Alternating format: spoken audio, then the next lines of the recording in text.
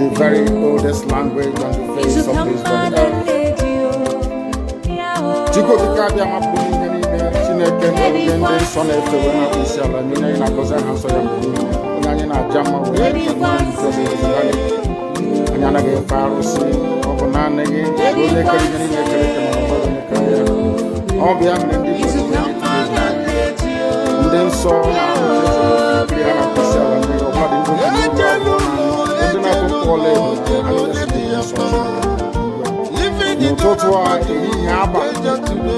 no one in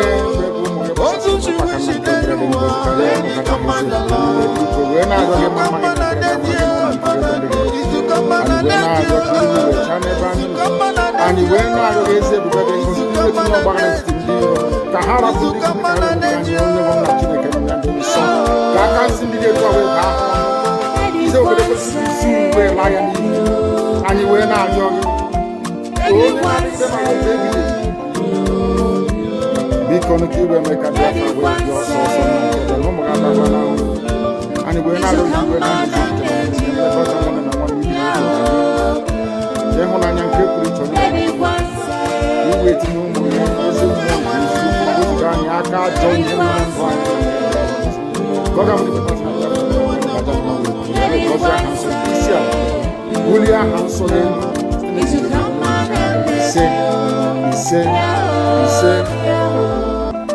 but you know what? I don't like you doing that's how is because no, I am the solution, and the only way they can get to you is by kicking me out, which is not possible.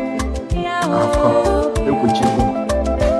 After I am done with Nigeria, Biafra will be free and enjoy freedom. Biafra will know the importance of freedom and what happens in 5 years to come. Thank you.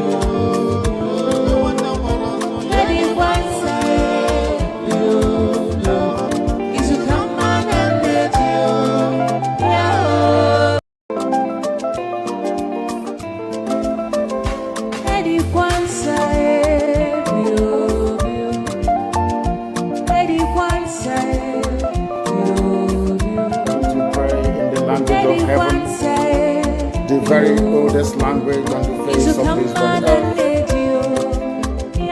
Chico Kikabia Mapuni, Chineke, and son of the Wishala, Nina Goza Hansoya, Nana Jama, and Yana Farosi, Obanana, all the and then so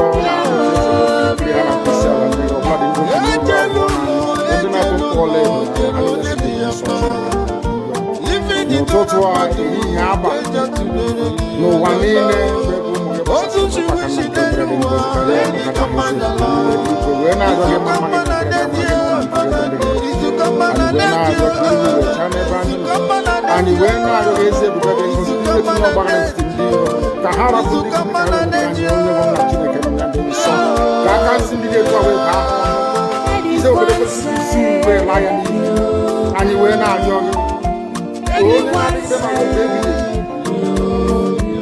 because you will make a Biafra with your source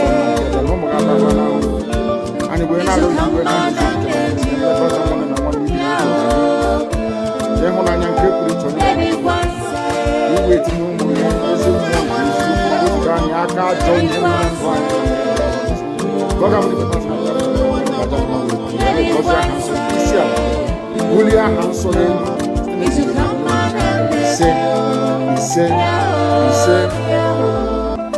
But you know what? I would like you to believe that someone is the cause. No. I am the solution, and the only way they can get to you is by kicking me out, which is not. I have come. Look with you. After I am done with Nigeria, Biafra will be free and enjoy freedom. Biafra will know the importance of freedom and what happens in 5 years to come. Thank you.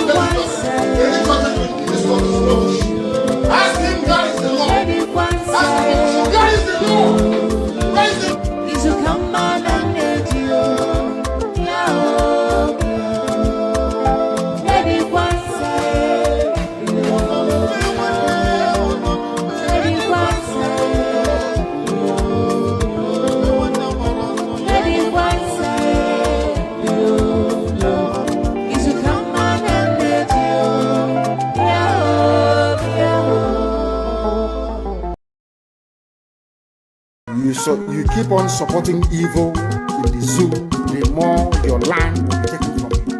The more your daughters will be raped and abducted, the more your sons will be slaughtered in cold blood. And under one Nigeria, there is nothing you can do about it. Absolutely nothing. Because one idiot that they groomed will rise up and say to you, oh no, it's one Nigeria, there is crime everywhere. Haven't you heard about Zamfara? Haven't you heard about Katsina? There is crime everywhere. That is not the case.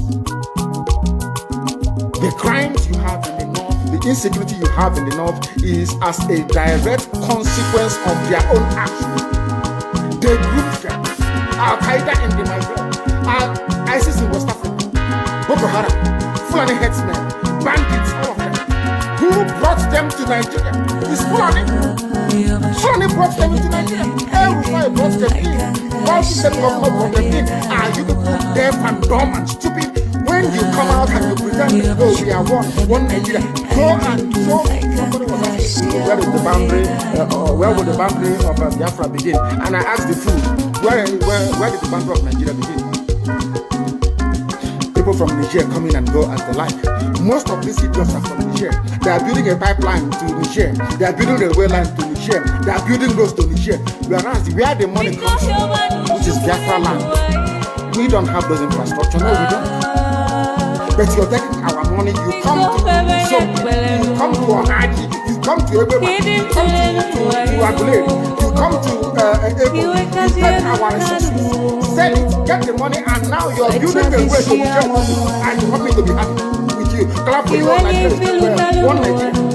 I think you are insane. You come to my land, you take our oil, you take our gas, you take our manpower, you take everything, our VAT, our tax, you are now building a road from Katsina to Niger. Airport. Refinery. You take oil, you put oil from my land, you take it to Niger, you refine it, you bring it back to me as a refined petroleum. And you're telling me that country is viable. You're telling me that Nigeria should be supported. You are in one Nigeria. You are not going anywhere and you're dying every day.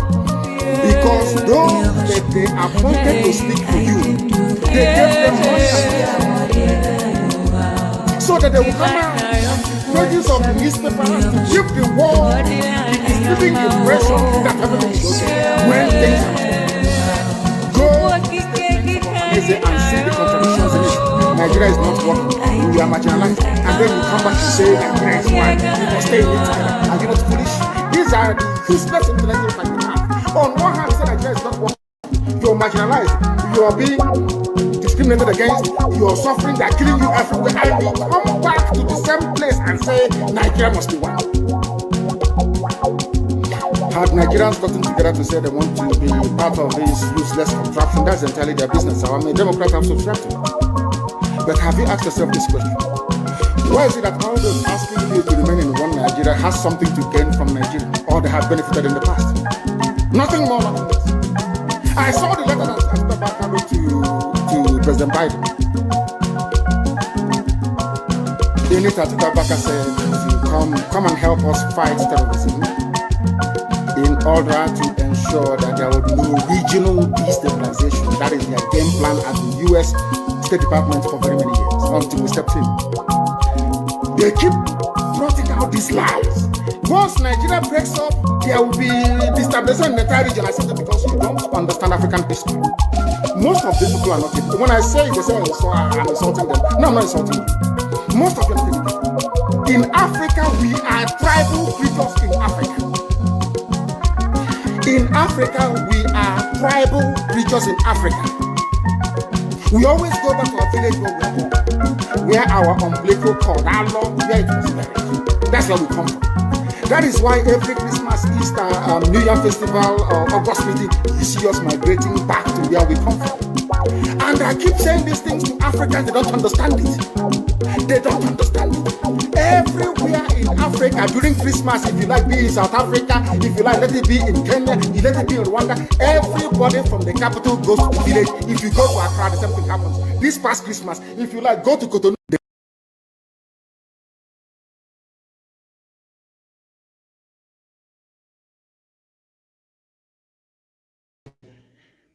From the book of Psalm, chapter 7. And I will pray in English because a lot of people are listening all over the world. I mean, a lot. Millions are listening all over the world. And I want them to follow our proceedings this very evening. Very, very critical, very, very important that we do so. O Lord, my God, the creator of the heavens and the earth, we take refuge in you. Save and deliver us from all that pursue us. Because if you look away from us, they will tear us apart like a lion and rip us to pieces with no one to rescue us. Because the world is against Biafra for no reason. We are hated, we are despised for no discernible reason. Only thee, O Lord God Almighty in heaven, is our Savior, not man. You must come to our rescue because you are our Lord and you are our God. If we have done this, if I have done anything, if there is guilt on my hands, if I have repaid anybody, be it friend or an adversary, with evil or without cause, have done wrong to any man or woman, then let the Fulani Janjaweed pursue and overtake me. Let them trample down my life to the ground and make me sleep in the dust. Arise, O Elohim, Adonai El Shaddai, in your anger, rise up against the rage of the Fulani Janjaweed Caliphate and the Zoological Republic. You will rise and you will fight for your children. You will awake, O Heavenly Father, Lord God Almighty, the creator of the heavens and the earth, the owner of the universe, for you must decree justice. Let your children and all men and of goodwill gather around you while you sit on top of your throne in the highest of the heavens, the habitation that only thee can ever occupy. Only you, O Heavenly Father, will judge the people. You will vindicate me. O Lord, you will vindicate IPOB. You will vindicate your children of Biafra according to our righteousness, according to our integrity. O Most High, bring an end to the violence of the wicked. Bring an end to Fulani Janjaweed violence in our land. Bring an end to their abductions. Bring an end to their kidnappings. Bring an end to their extrajudicial slaughter of the innocent. Bring an end to their forced conversion of Christians into Islam. Bring to an end their mediocrity. Bring to an end their senseless feudal rule.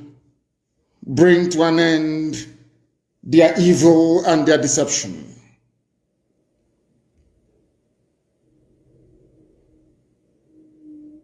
Come and secure the righteous, because only you, O God Almighty in heaven, can see in the dark.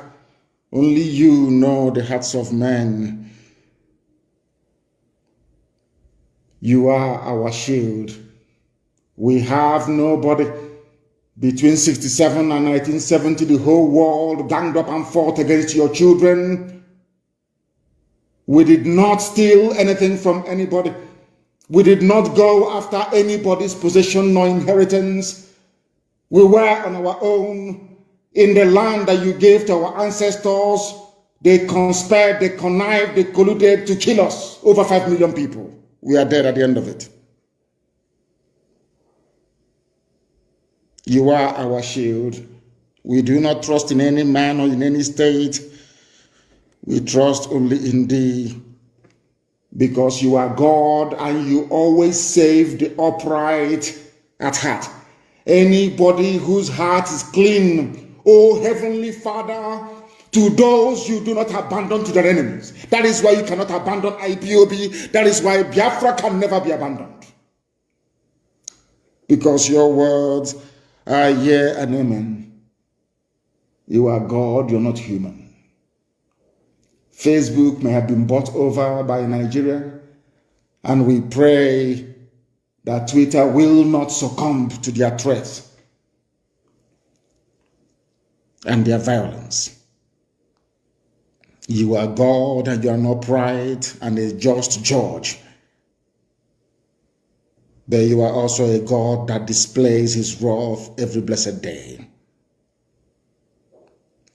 If Fulani Janjaweed do not relent in what they are doing, if the Fulani Caliphate continues to pursue this scorched earth policy of abductions and murder and mayhem, then you, O Lord God in heaven, you will sharpen your sword, you will bend and string your bow, you will prepare your deadly weapons, you will make ready your flaming arrows.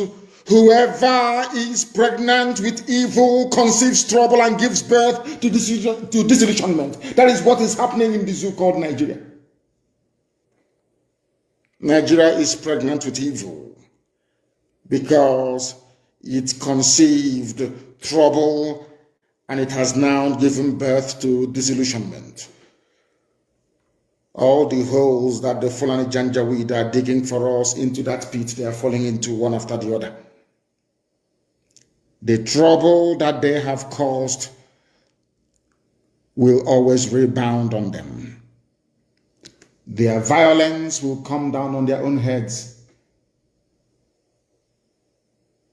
O Heavenly Father, for we shall give thee thanks always, all the days of our lives, because only thee is righteous. We shall sing songs of praise unto your holy name, O Most High. For as long as there is a child on this earth of Biafran descent and heritage, O Heavenly Father, we shall worship your name and your name alone. now and forevermore we pray. He said, that was our prayer this evening. We are now going to proceed without further hesitation to bring to you the gospel which I have been mandated by heaven to preach to the children of men. For the zoo. So as I'm quoting it, I want people to please note this down, please. And write it, and I'm Googling it as I'm talking. You know, I can multitask. As you have made women childless. Oh dear. So shall you be childless amongst women. So shall your mother be childless amongst women. It's in the scriptures. Because we are children of light. Anything we are doing, Elohim, is the book of Samuel. 1 Samuel, chapter 15, verse 33. That is this. You know, every day we give them the scriptures. That is the scriptures I want this lucky Irabo, every so-called, one idiot that was at 82 Division in Enugu, a failure at Ahiru, a complete failure at 82 Division in Enugu. He's not the one talking rubbish. As if we don't know him. A complete failure. He went to fight Boko Haram and came back in disgrace. Is the way they made him chief of army staff and he's talking nonsense. I want to read a verse in the Bible, something that in the Torah, the original Bible, something that Samuel said. Not this one, the Europeans added their own to it. The original word of God, the Torah. And Samuel said, as your sword has made women childless, so will your mother be childless among women. And Samuel put Agag to death before the Lord at Gilgal. I want Fulani Janjaweed to understand. As you have made many mothers childless and turned women to widows, so shall you also be childless.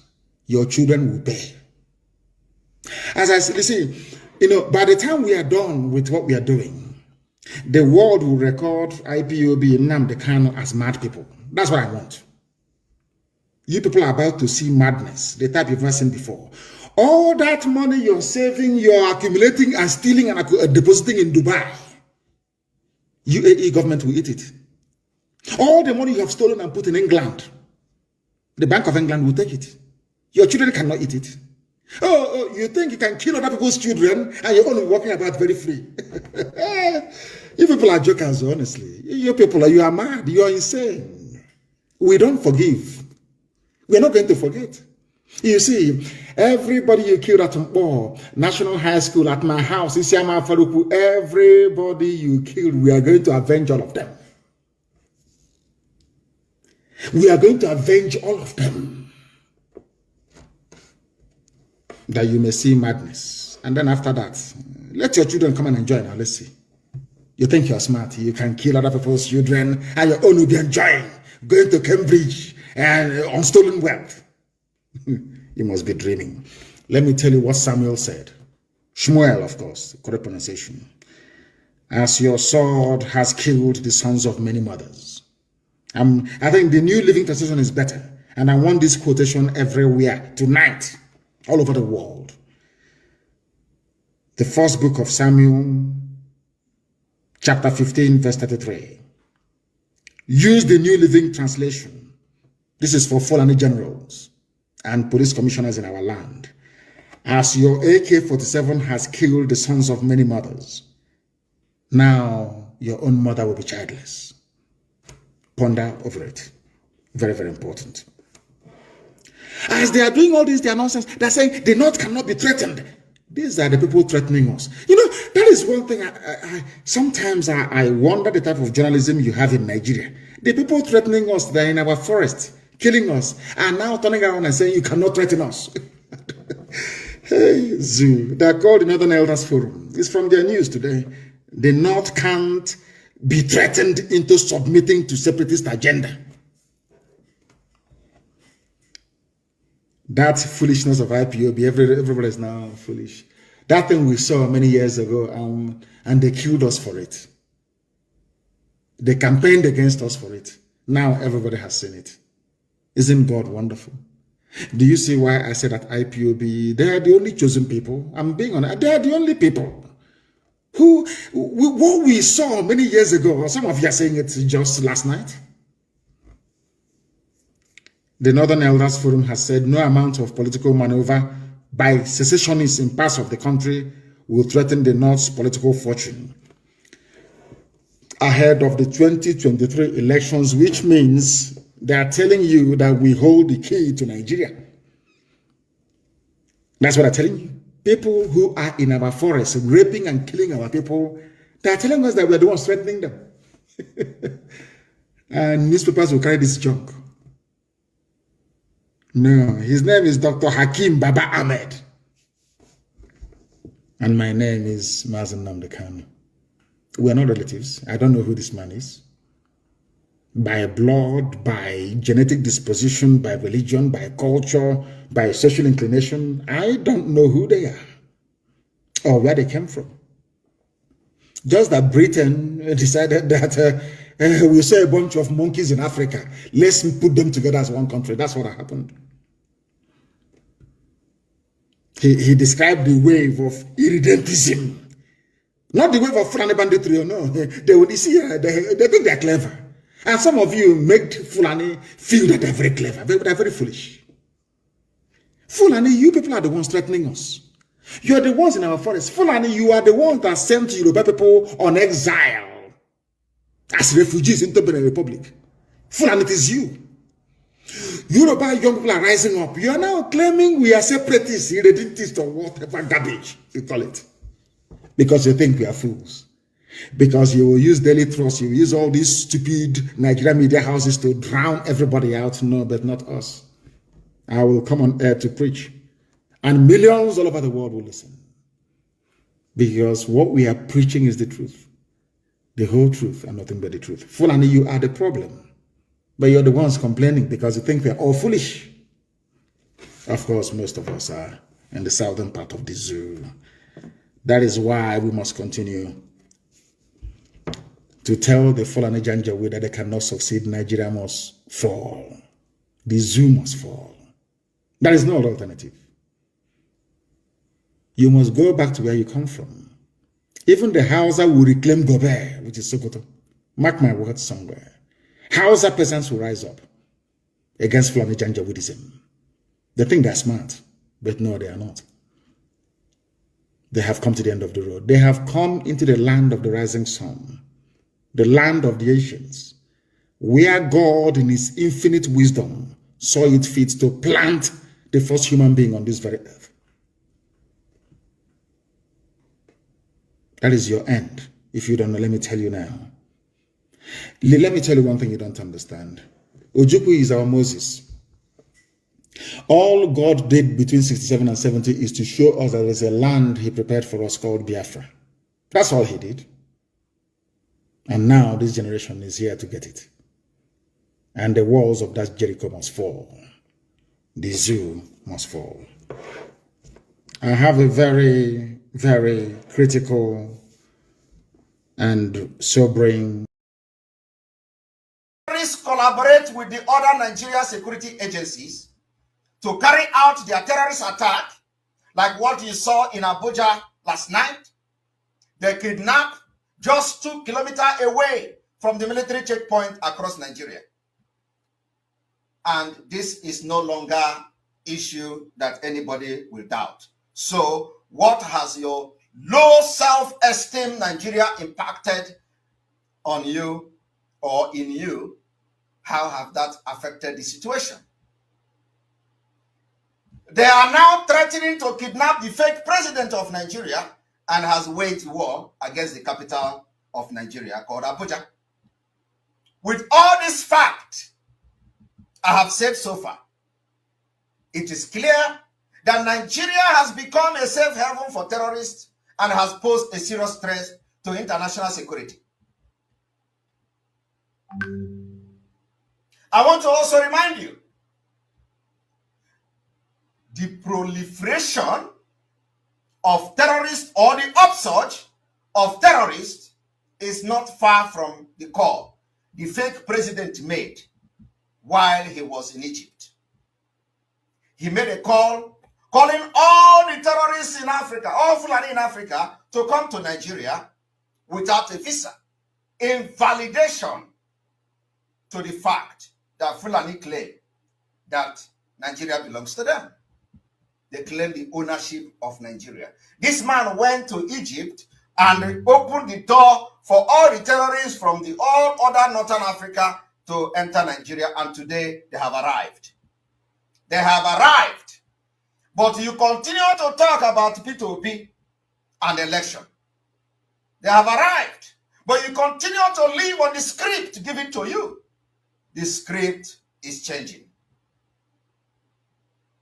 Are you aware of that? But with a new breed of terrorists sponsored by the government who are willing to inflict mass casualties on our society, the proliferation and the upsurge has acquired a new sense of urgency to the Biafran people. And we have here to call for that urgency. The urgency is that the funding of the Eastern Security Network must be on daily basis. Everybody must now change this particular script and channel your tithes and everything to funding of the Eastern Security Network. Our own security. I want you, those of you who are shouting, if this kind of arms enters your village in any part of Biafra land today, who do you think will stand them? Who do you think will stand these people? You think that in Abuja, the army could not stand them? Is it in Anambra that the army is going to stand them? Who do you think will stand them?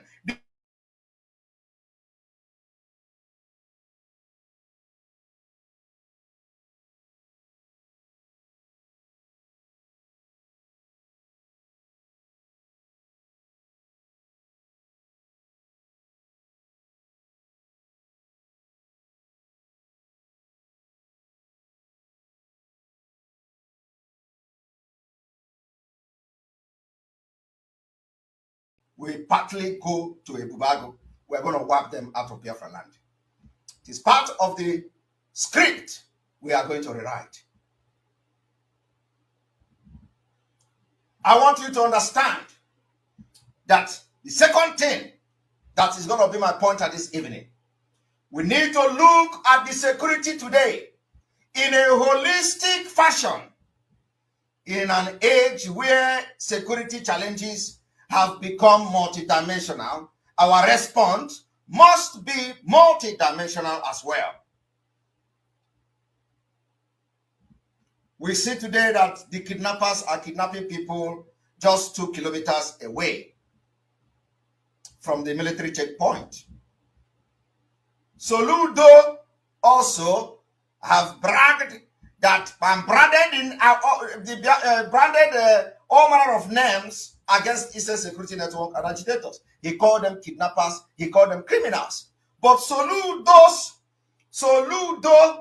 Vigilante, second in command, or a commander, has been arrested for kidnapping.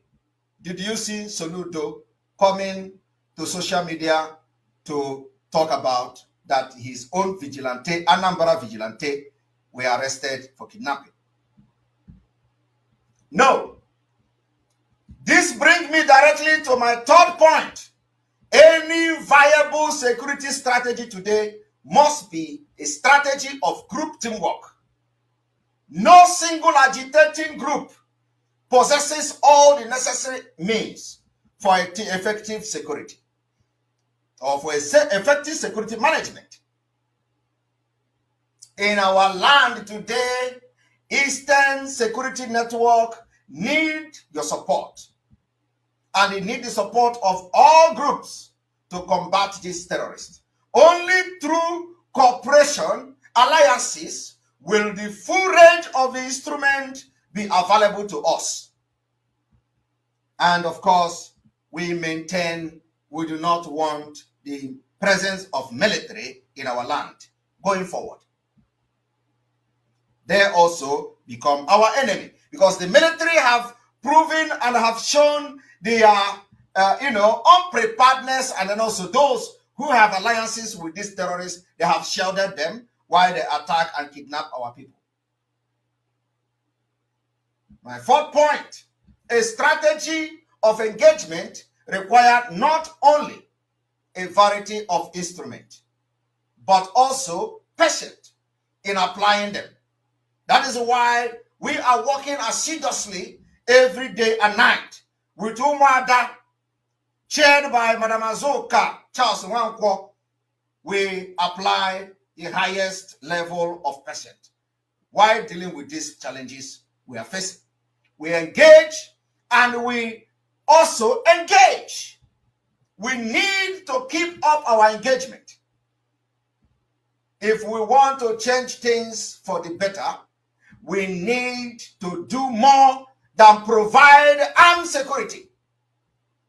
We also need to assist in creating a conducive environment for long-term stability. This we have done by asking the leaders to pull out the military from our land to enable us face these terrorists that came to Abuja, that we'll see also, you will see them in Biafran land very soon. As you see them attacking Abuja today, do not think that they are far from your land. They are coming to you. When they are done with Abuja, you are next. Are you sure you can count on this military when that happens? Are you sure you can count on the military when that happens? The military that cannot protect Abuja from being under attack, the military that cannot stop them from kidnapping people from the railway, going from Abuja to Kaduna. Are you sure you can trust this military when that happens? Which brings me to my fourth and final point.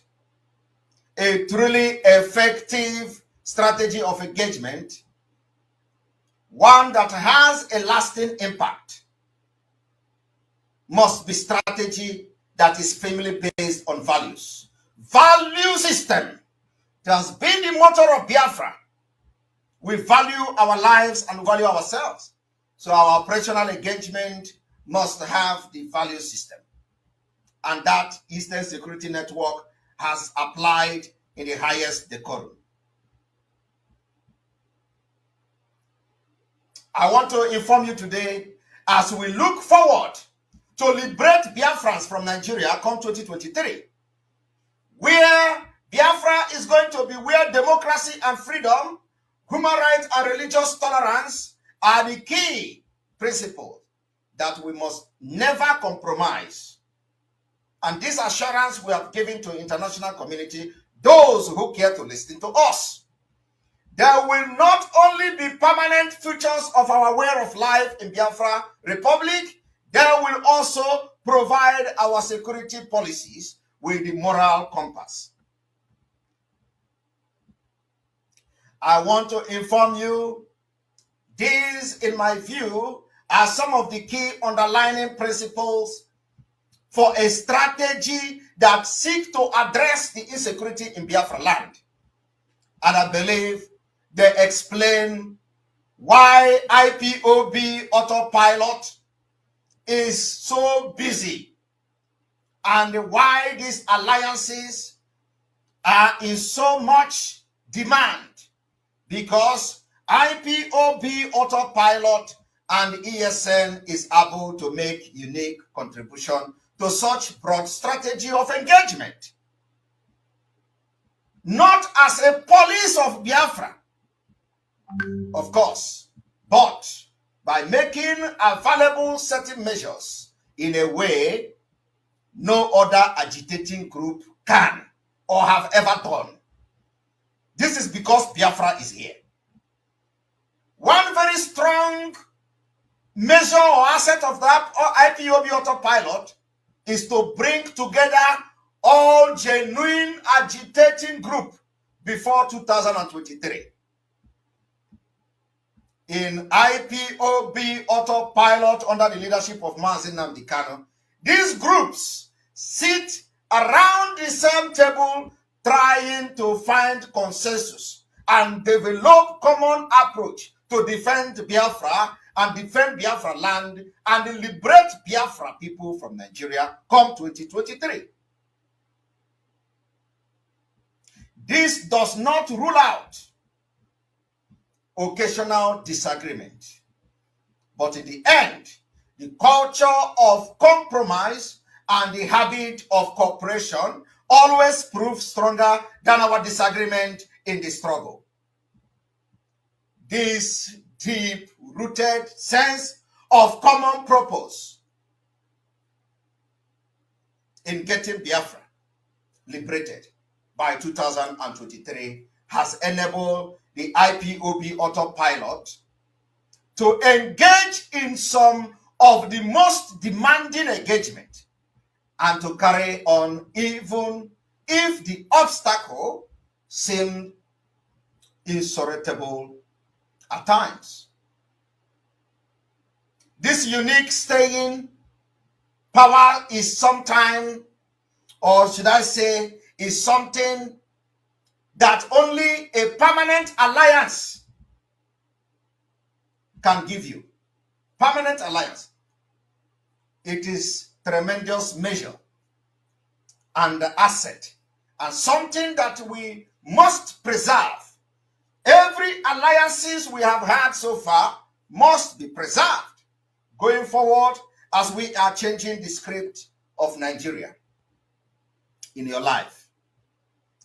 Over the past 1 year, IPOB autopilot has developed relation with dozens of Biafra diaspora groups in countries in Europe and beyond.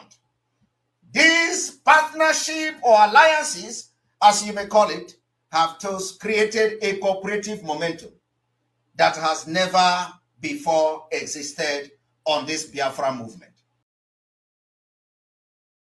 The very oldest language on the face of this very earth.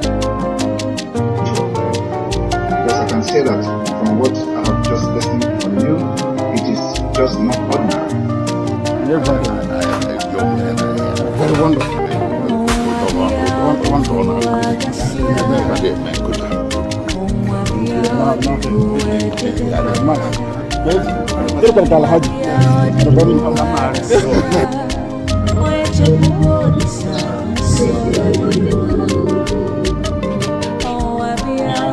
When my lawyers came to see me, I had a discussion with them about how I'm going to defend myself. I told them that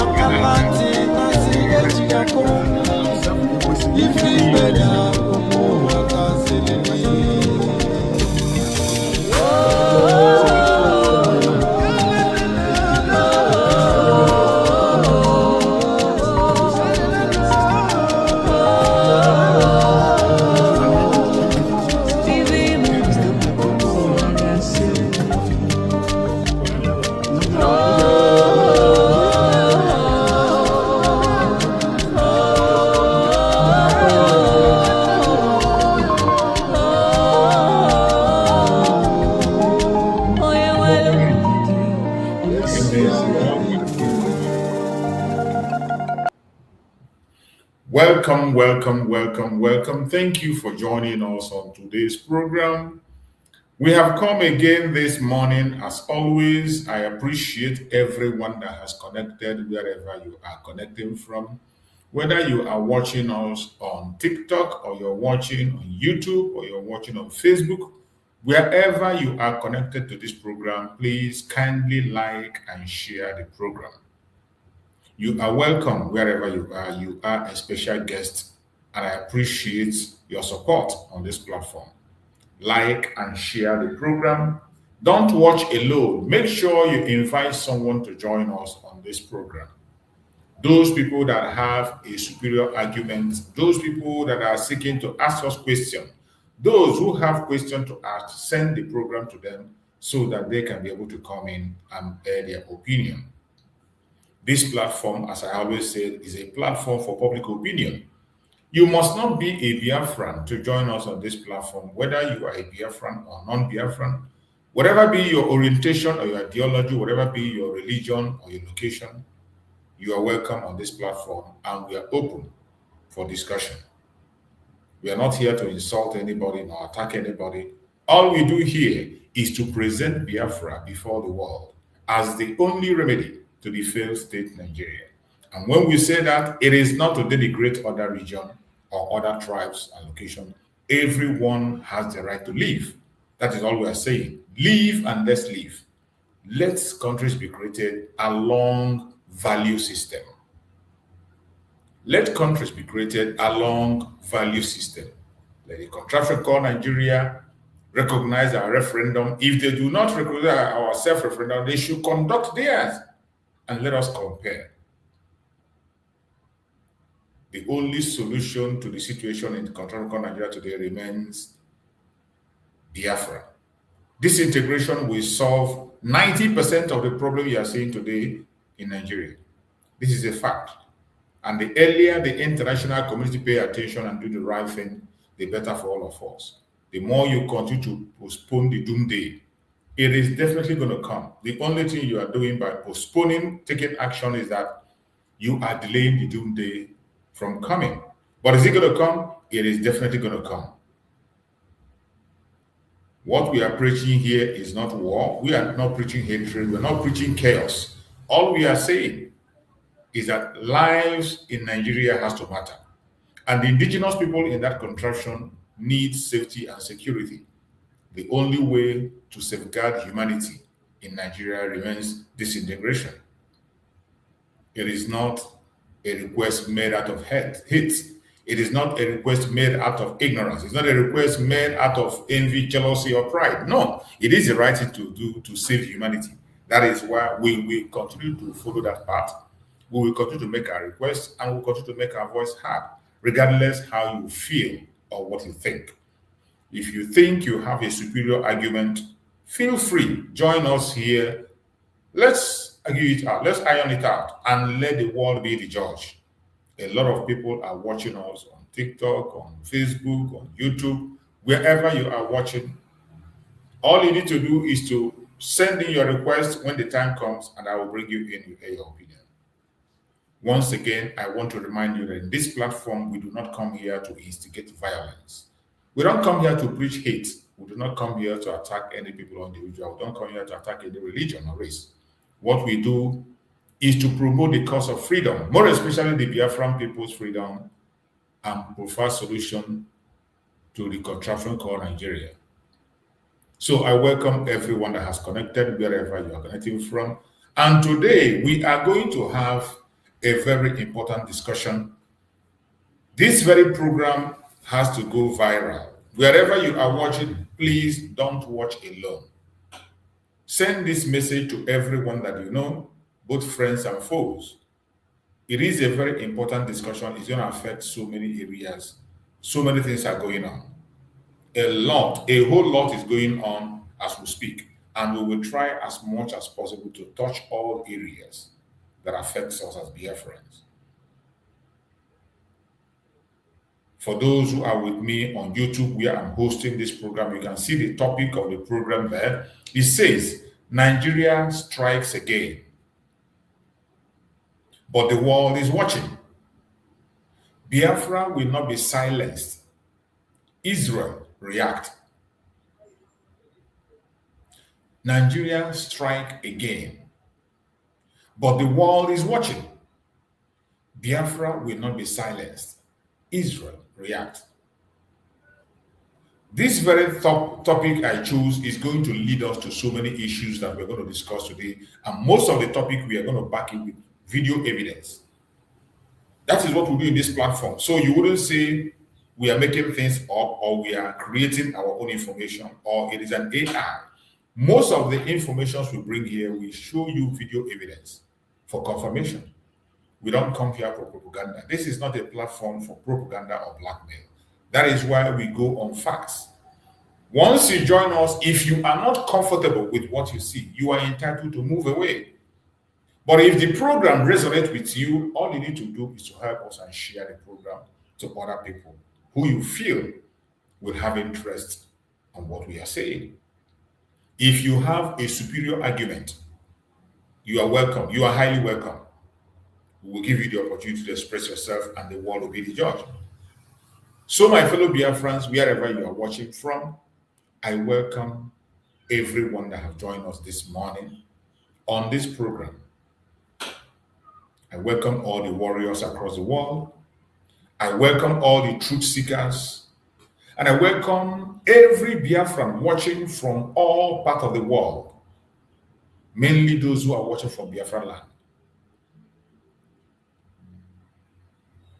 Today is another broadcast that is going to touch the heart.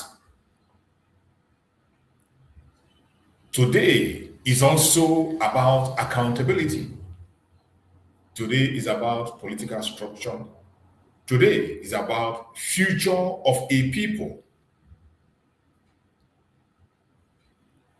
I urge you to patiently hang on with us. Those who are on YouTube, if they kick you out, find your way to come in. I know we are having so many challenges on YouTube. So when they kick you out, try to find your way in back.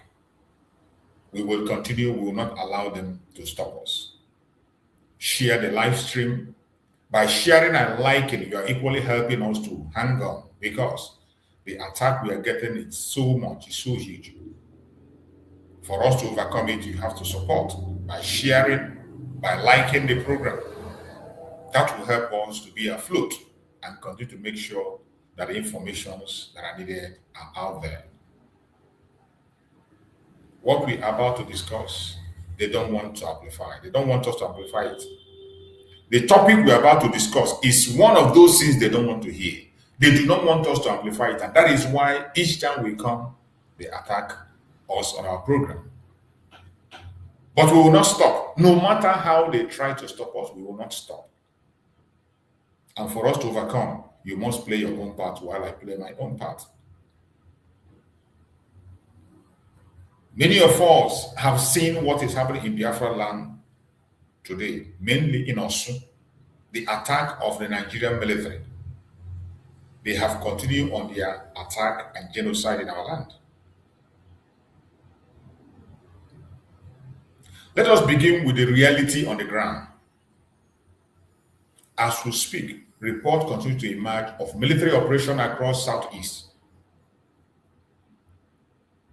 more especially in Osun.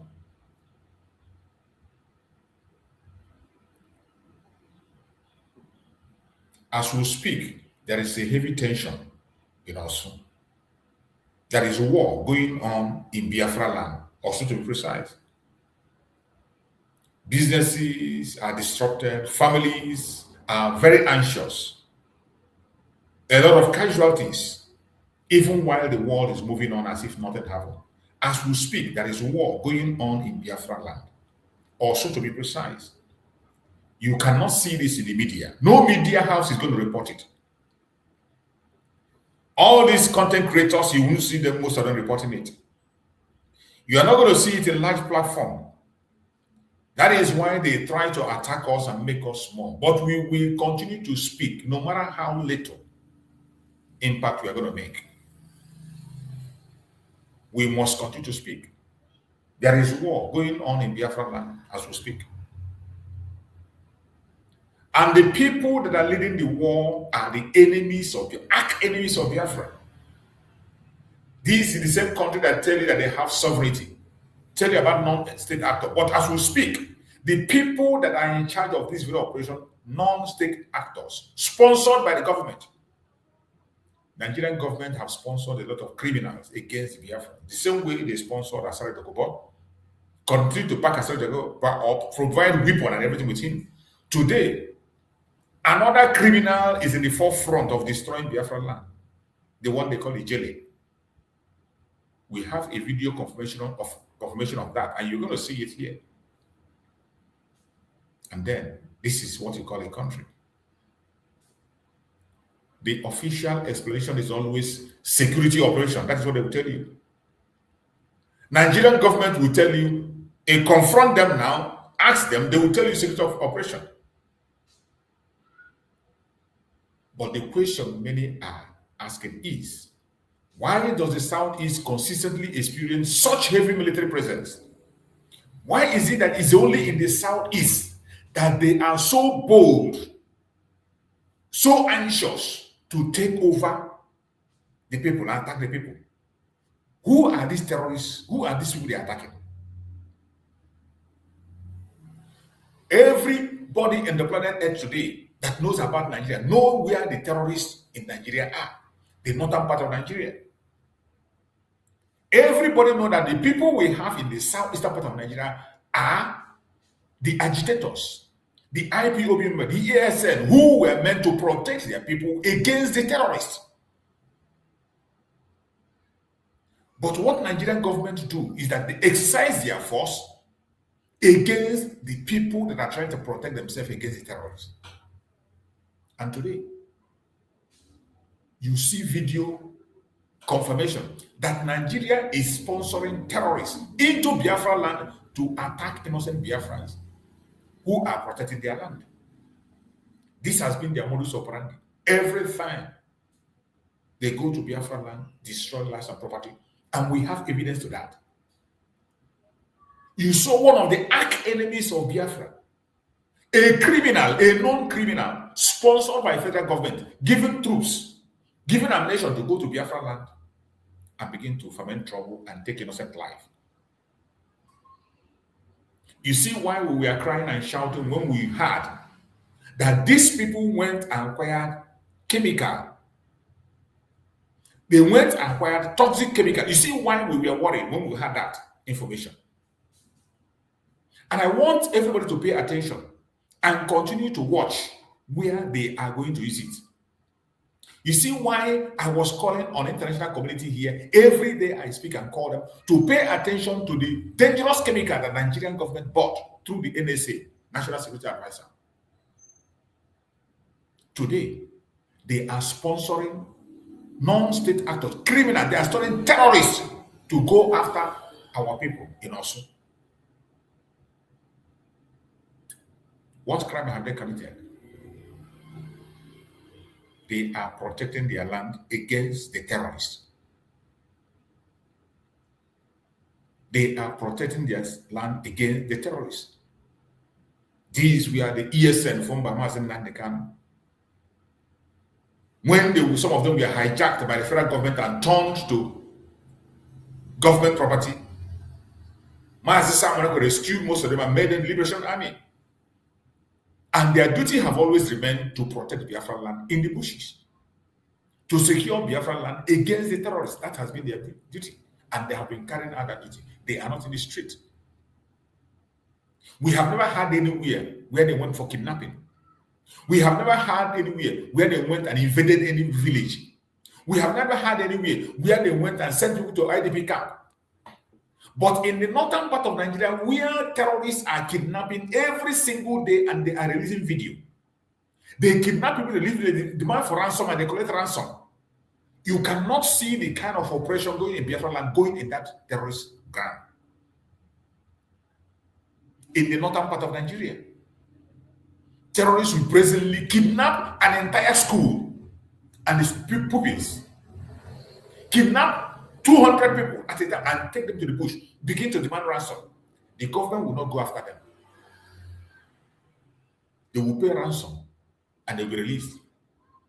You saw the video of a young boy who was kidnapped alongside with his parents, his mother, his parents, and his younger sister.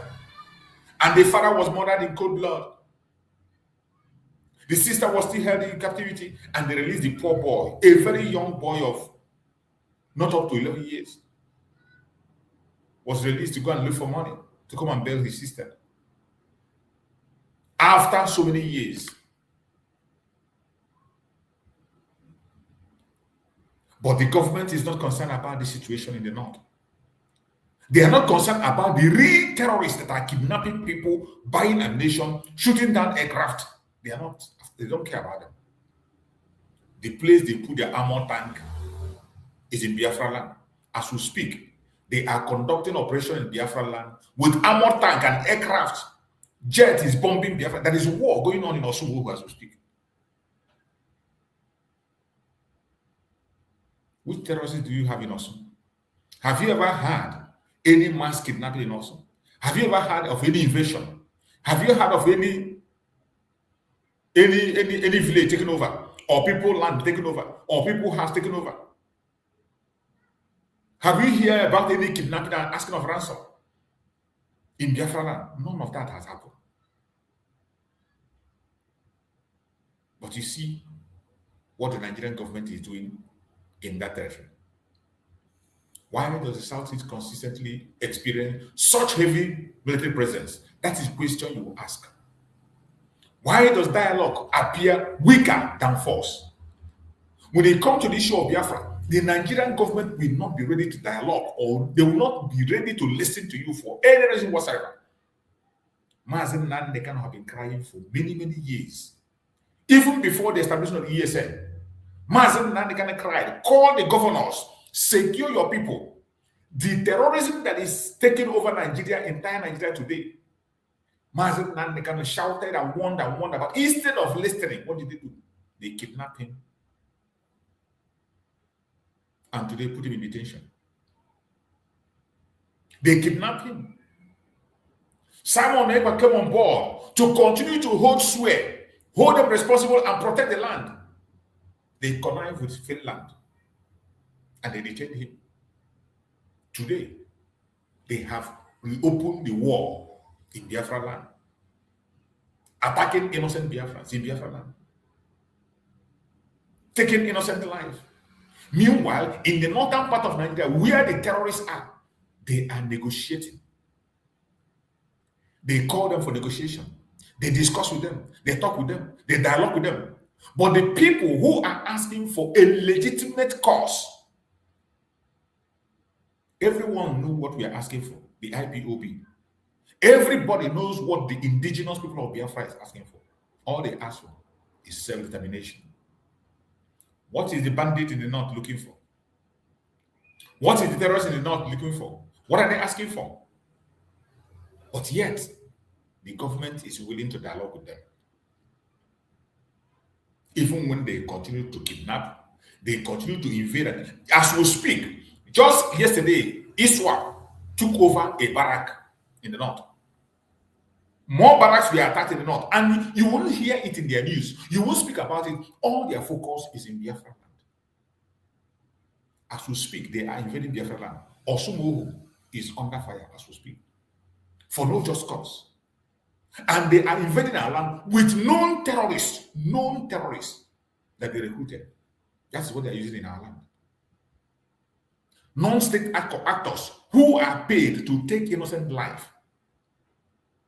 These are the same people who come and talk against Mazen Nandekan and refer him as a non-state actor. Call him as Simon Ekpa a non-state actor. But they employ known criminals, people that have criminal record, that have gone to jail, even in Nigeria. And they send them to our land to go and take innocent life. And you see them making videos. I hope the world is watching. I hope the world is watching. And before we continue, let us see the video that criminal called Ijele made from the front, where they are taking innocent life, where they are destroying Biafra land. You can imagine that Nigerian government used a criminal to invade Biafra land as we speak. Let's watch this video. Osumohu Road, you can see That is the criminal. it's been quite deserted a long time ago. Straight down there. A convicted criminal is the one on video covering, and he is backed up with the military, Nigerian military and Air Force, with a Rubago and Tiger Base that Tiger Base that have been indicted in organ harvesting. And aside the Cobra boys, the whole people that have been employed by Nigerian government just to destroy innocent life. What crime has the Biafran people committed? What crime has the Liberation Army committed? They are protecting themselves, protecting the land against the terrorists. Because the terrorists could not be able to penetrate Biafra land, Nigerian government by themselves are sponsoring terrorists in uniform to come to Biafra land and take innocent life. That is what you are seeing in this video. Terrorists sponsored by the government to come and fight against the Biafran cause. You can imagine. If you are going towards Odmeje's house and they go to market, straight down here is straight to Osumohu. As you can see, so many buildings here. All the buildings, the roofs are all gone. They ripped them off and sold them as scraps.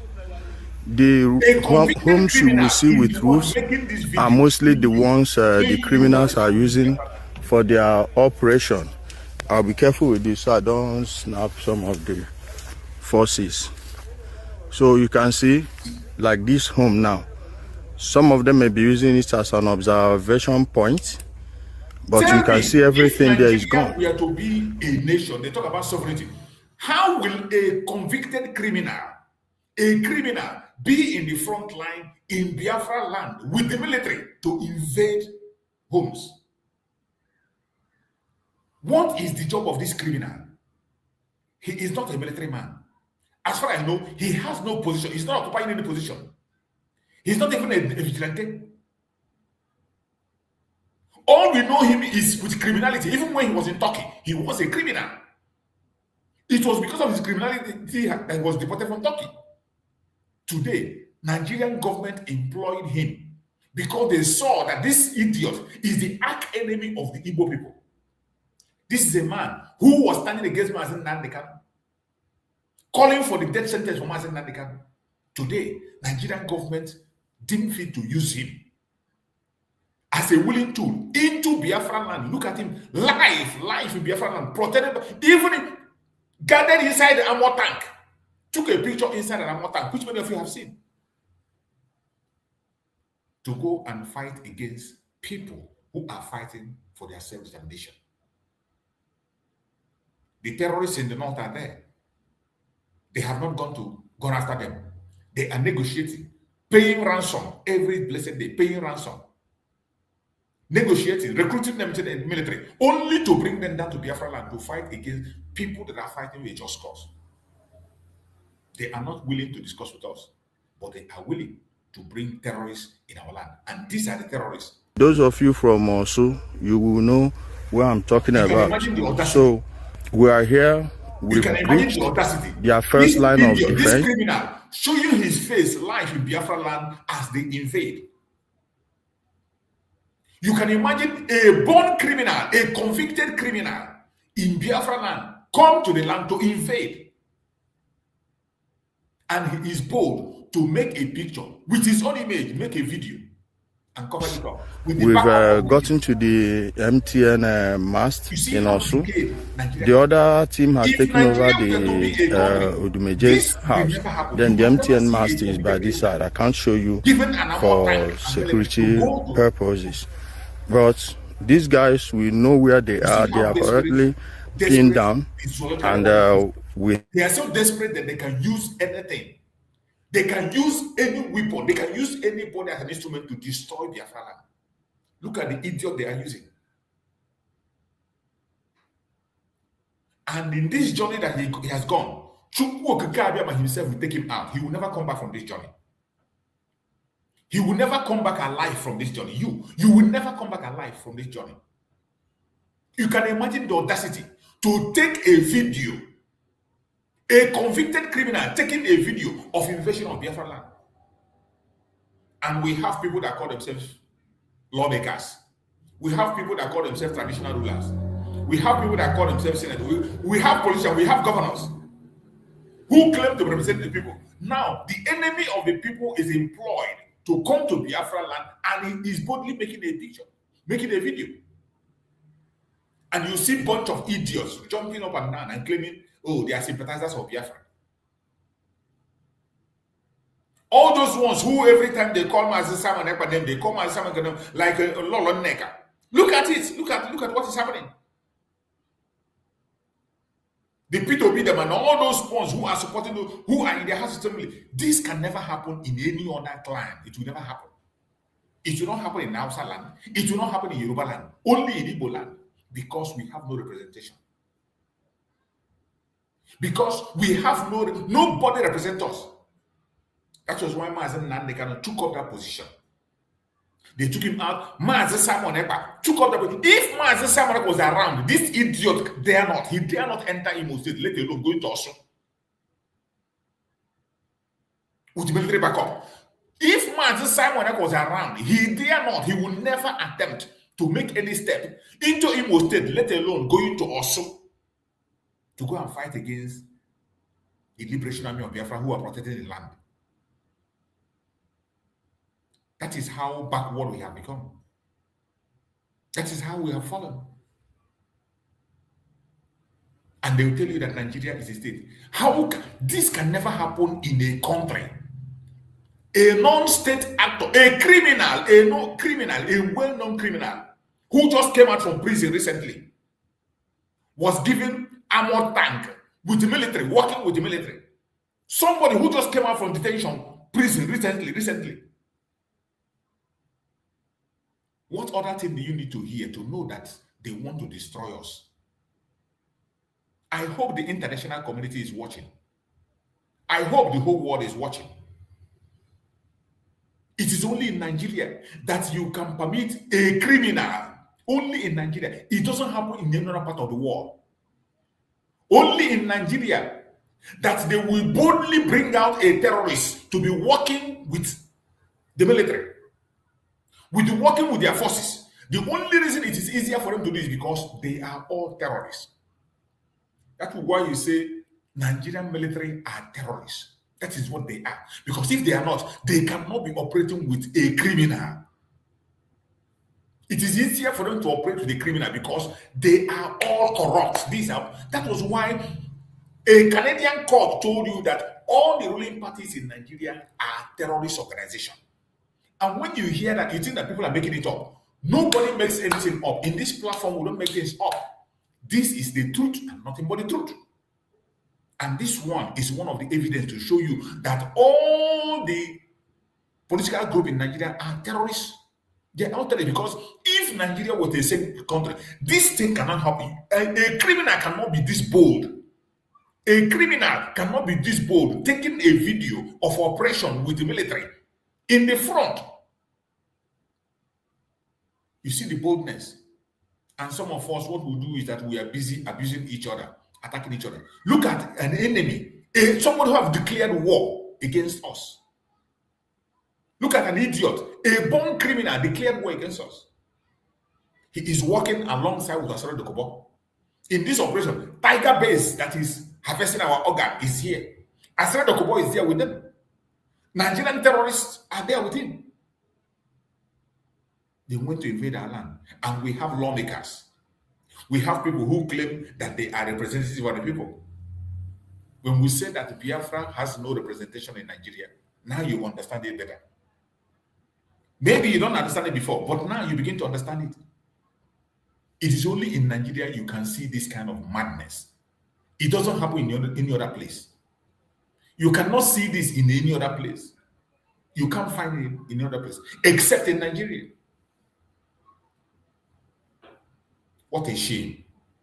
What a shame. And I hope the international community is watching. This is why we can never, ever be part of this zoological republic. When it comes to Biafra, dialogue disappear. Why does dialogue disappear? Why does dialogue disappear when it comes to Biafra? Dialogue appears so weak when it comes to the issue of Biafra. They don't talk about it. Why does political grievance receive security response instead of negotiation? That is the question. Why does political grievance receive security response instead of negotiation when it has to do with Biafra? These are legitimate questions in any democratic society. We must be clear. Security is important in every nation. No society can function without stability. But stability must never come at the cost of justice. Stability must never come at the cost of justice. When citizens begin to feel targeted rather than protected, trust erodes completely. And once trust erodes, unity fractures. That is what has happened in Nigeria. And they continue to hold on to that evil. They do not want to make the correction. Let us go deeper. Many Biafrans argue that existing federal structure in Nigeria does not reflect true federalism. And that is true. That is our argument. That is our argument. The existing structure in Nigeria does not reflect true federalism. That is our argument. Power is too centralized. Resource control is uneven. Political appointments are imbalanced. Security architecture lack regional accountability. All these things point at the exact situation in Nigeria. But when we speak, instead of dialogue or looking into it, they come after us with force. Whether one agrees or disagrees, this concern must be debated, not dismissed. And the international community must pay attention. They must pay attention. We are not asking for anything extraordinary. The original federal arrangement envisioned at independence was meant to balance diversity. That's what they told us, that it was meant to balance diversity. But over decades, constitutional amendment and military era decrees reshaped the system. The Janjaweed have gradually, they reshaped the system to cage the Biafran people. They have succeeded today in destroying everything that has to do with us in their politics, which we don't have a problem with. And we say we want to go home. We are no longer part of you. Leave our territory. Then it becomes a problem. But you have by yourself removed us from every single political structure in the zone. So why are you stopping us from going away? Why? Why are you still holding sway and holding us back? Today, critics say what exists is federal name, but unitary in practice. Absolutely. The federal you hear, federal you hear, federal you hear, is just in the mouth. It doesn't exist anywhere. And that is the heart of the frustration. This is not just emotion. This is structural analysis. Take it to the bank. A simple demand of the Biafran people, self-determination, allow us to go. Why is it a crime? Why do you have to kill us for that? Why do you need to destroy our land? Simply because of the quest for freedom.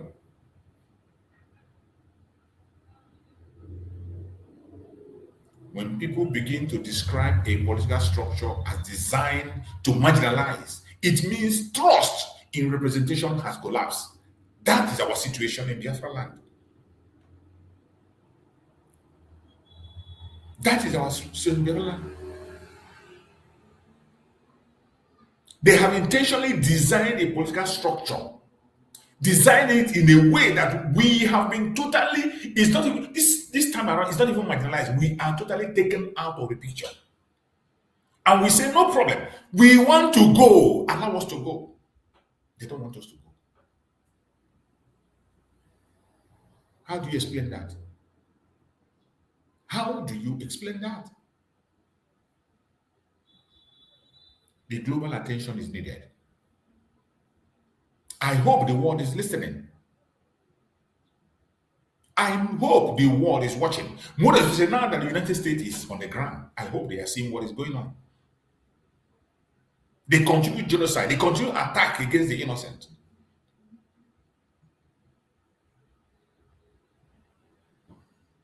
Now, here is where things become geopolitically significant. International attention towards Nigerian internal tension is growing. International attention in Nigeria internal tension is growing. The world is watching. They are focused on Nigeria today. Reports of concern and discussion have surfaced within Israel legislative environment, including conversation connecting to the Knesset in Jerusalem. This issue will never be swept under the carpet. It is important. Everybody should be aware. I thank Chukwu that Israel have weighed into what is happening. The state of Israel, finally, we are able to discuss the issue of Biafra in their parliament in Knesset. They have raised the issue of Biafra in Knesset, in Jerusalem. It can never be business as usual. We are done with Nigeria and we are going home. Nothing on earth will stop it. Many of us must have seen that report that is coming from Israel. And this is what we have been talking about. When you do something, people are going to see it. You don't need to advertise it. You don't need to tell people. You don't need to push propaganda or blackmail or picture demonstration. We saw the video that is coming out from Israel.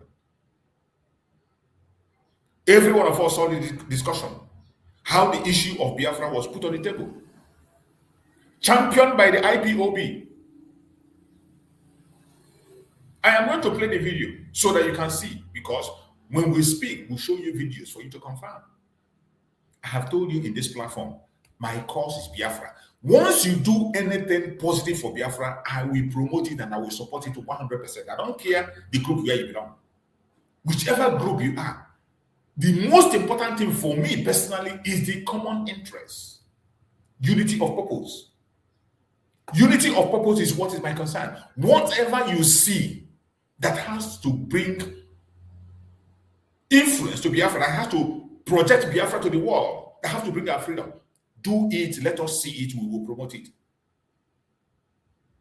We saw a brother in Israel who is pursuing that agenda, who has moved with his wife, and they were able to push the issue of Biafra in the front line. Finally, it was discussed in their parliament, in Knesset. The issue of Biafra was put on the table, and they started discussing and talking about Biafra. Something that had not happened for years. For more than 50 years, we have not had such. Finally, it has happened. Biafra now is discussed on the Israel parliament. All this while, regardless all the contact that have been made, all our closeness, all the supports, everything that has been done on the ground, we have not had it this open discussion in Knesset about Biafra. It has not happened before. This is for the very first time. And I thank Chukwu that is happening at this time. At this time, when Nigeria is a country of particular concern, the whole world is watching. And at this time that they are attacking Biafra land is under attack as we speak. There is war going on, or soon to be precise, in case you don't know. If you are from international media, you are listening to me, or soon to be precise, you cannot hear this in the Nigerian media. Nigeria will never report it. That is why most time I call on international media, independent international media, go down to Biafra land and see things for yourself. Go and cover the war that is going on in Biafra land. Go and cover it. While they are busy talking about their election, deceiving people and distracting people. In Biafra land, they are taking innocent lives. People are dying. Homes are destroyed. Businesses are destroyed. By the government of Nigeria, not by terrorists this time. The Nigerian terrorist government is the one carrying out the mission in our land. That is different. In the northern part of Nigeria, it is the terrorists doing the operation. But in Biafra land, the people that are carrying the operation in Biafra land is the government of Nigeria themselves. But I thank you, Kama, for this time that we find ourselves. This time, we will never back down. We will never back down. And when I saw that video, let us look at that video. Let us look at that video about when Biafra was mentioned in Israel Parliament, where the discussion was made, because when we say it, we show it so that people can be able to get it. For those who did not know about it, or those who are not paying attention, we pay attention and know what is going on. It is important that we play those videos so that people will be carried along. You wouldn't say you didn't hear. You wouldn't say you're not aware. Most of these things are very important. Very, very important that we talk about them, we speak about them, and we show it for people to see. It is important. That is why we are here. That is why we are here. And we will continue to do everything possible to see that the voice of the Biafran people is heard, and heard in such a way that it will be properly established. אני מבקש להעלות את הנושא של מצבם ההומניטרי של בני חבל ביאפרה וניגריה. חבריי חברי הכנסת, אנחנו מדברים על אוכלוסייה גדולה מאוד. יש כמה גרסאות, לפני 50 או 70 מיליון בני אדם. רובם בני שבט האיבו, אלו אנשים שרואים את עצמם כחלק באותם 10 שבטים אבודים של העם היהודי. הם רואים את עצמם כצאצאי שבט גד, יהודים ששמרו על מסורת אבותיהם במשך דורות בלב אפריקה. הם נושאים את עיניהם תמיד לירושלים, לא רק כמקור דתי, אלא כמודל לתקומה לאומית לחירותו וזכותו להגדרה עצמית על אדמתו. That is the discussion about Biafra in Knesset. ביafra רחוקה מאוד מעצמאות, מהגדרה או מה שנקרא חירות. הם נמצאים שנים רבות במציאות של רדיפה, של דיכוי ושפיכות דמים. ההיסטוריה של ביafra רצויה טרגדיות שקשה לתפוס. בין השנים 67 ל-70, כשביafra ניסתה להחליט על עצמאותה, העולם עמד מנגד. כשמיליוני בני אדם נרצחו, נטבחו או מתו ברעב כתוצאה ממצור אכזרי. תמונות הילדים המורעבים, כולנו כילדים זוכרים, שהבטן הנפוחה. זה הפך להיות מושג בינלאומי לרעב ולמצוקה. התמונות האלה מביafra היו אלה שזעזעו את המצפון של העולם בשנות ה-60, אך העולם המשיך לשתוק והמצור נמשך עד לכניעתם. מאז ועד היום המספרים הם בלתי נתפסים. הנתונים שבידינו מצביעים על כך שמאז סיום המלחמה ההיא ועד ימינו נרצחו כ-2.5 מיליון בני אדם מבני ביafra. בסך הכל לאורך כל השנים אנחנו מדברים על עובדה של כ-6 מיליון נפשות, 6 מיליון, מספר מצמרר, מזעזע ומזכיר לנו משהו. I had to play it raw the way it is so that you can see it. Those of us who understand the language can interpret it and then you will understand. Because sometimes when you make the voice over, some people will come and say, oh, this is not, that is why I played it raw. I played it raw so that those who will come to counter it, we know that we have the right information and we know what we are talking about. That is why I had to play it raw. So that those who will be having doubt will be able to get it the way it is. And also more huru. that's not this. So we will continue to show it. המספר הזה מרעיד את הלב ואת אמות הסיפים. כיום המצב שם מחמיר.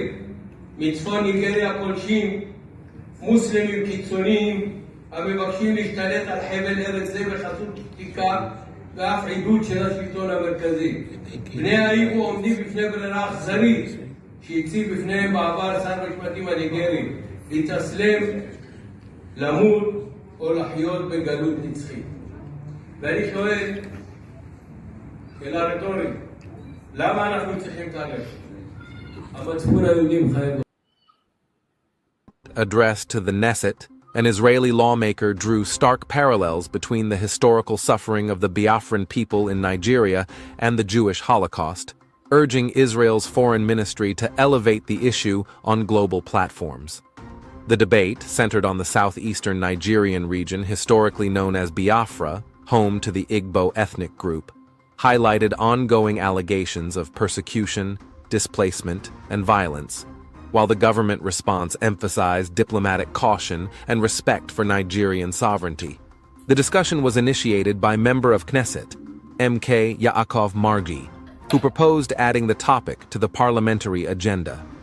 Recalling the Nigerian Civil War, 1967 to 1970, often referred to as the Biafran War, Margi described haunting images from the era that shook the world's conscience in the 1960s.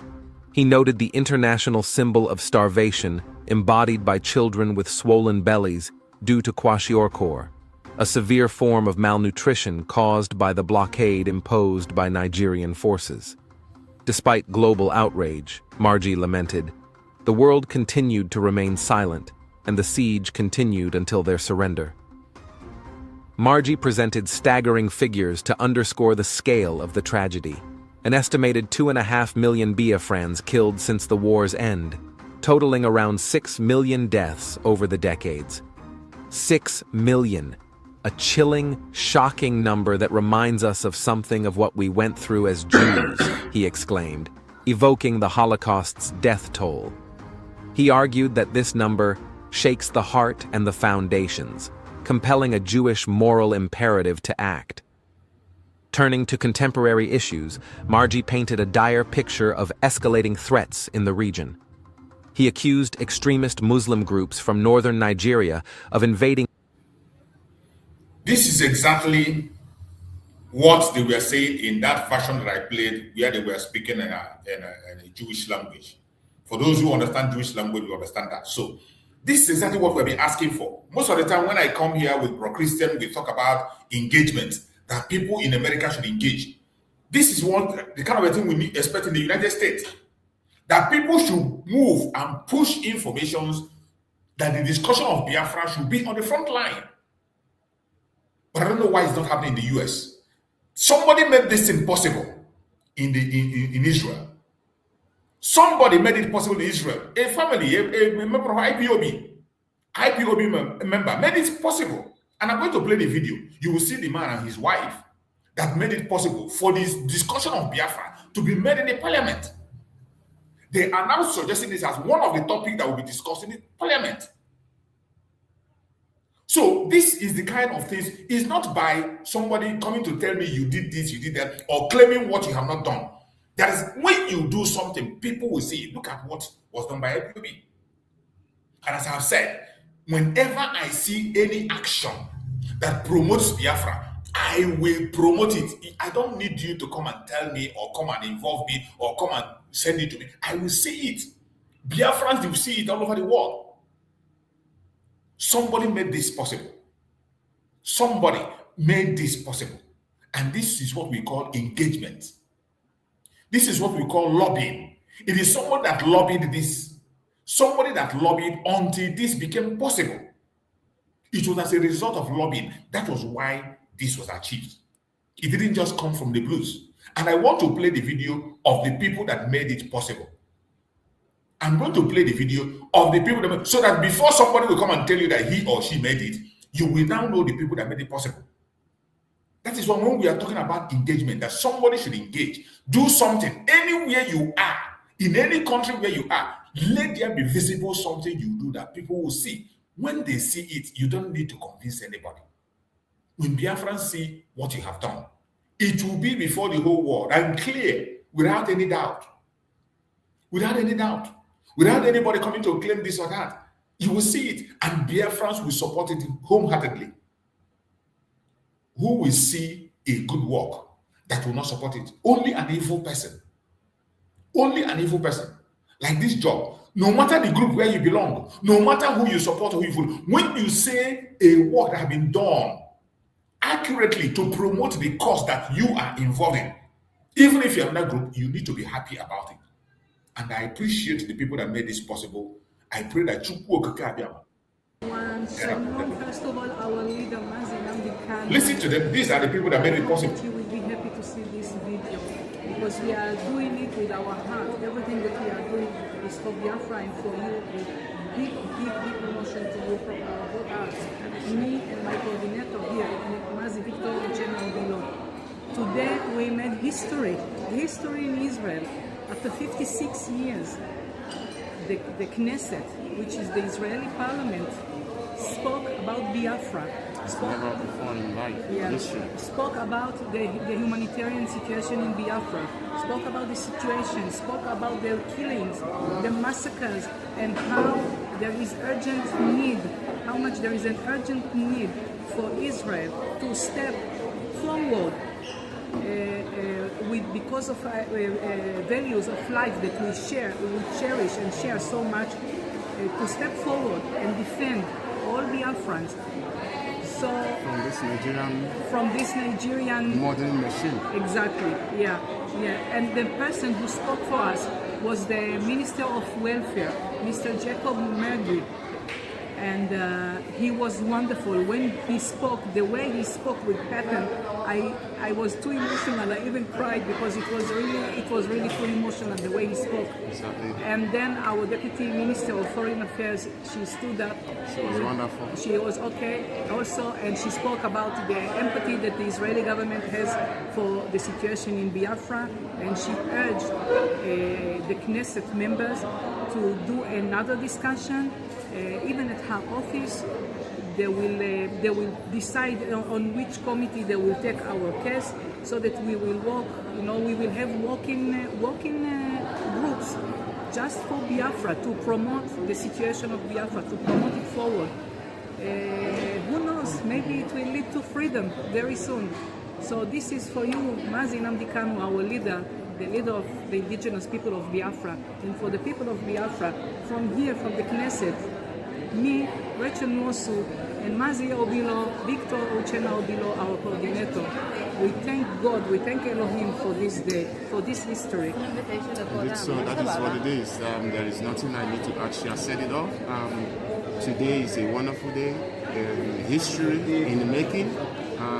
Before now, there is nothing whatsoever of this nature that has happened in Knesset today that is taking place. It is a big nut that will cracked. And I want to thank Chukwu Kabiama, and at the same time I want to thank this woman. And I'm also thanking the wonderful woman in lobbies. Her name is Heidi Moses. She's the one that is pushing us. She's our vehicle right now, and we are enjoying the ride. So I always say that I'm not satisfied. And I'm pushing her more and more and more. At the end, the chairman of the parliament even called Mazi Obilo's name, and he stood up to say hi to the parliament members. So we are recognized. This is something else. We are recognized officially and constantly. IPOB is officially recognized at the Israeli parliament. This is something very huge, very huge. So you people must know that we are on the right way. And the Speaker of the Knesset. And the Speaker of the Knesset himself ran to sign some members just for Biafra, sign on the document, on this special document for this urgent agenda. he saw a special letter that he received, and this letter just made him to jump from his chair, and he himself went from a parliament member to another and gave them documents to sign, and this is how we are here today making this history. We want to thank Michael Biton.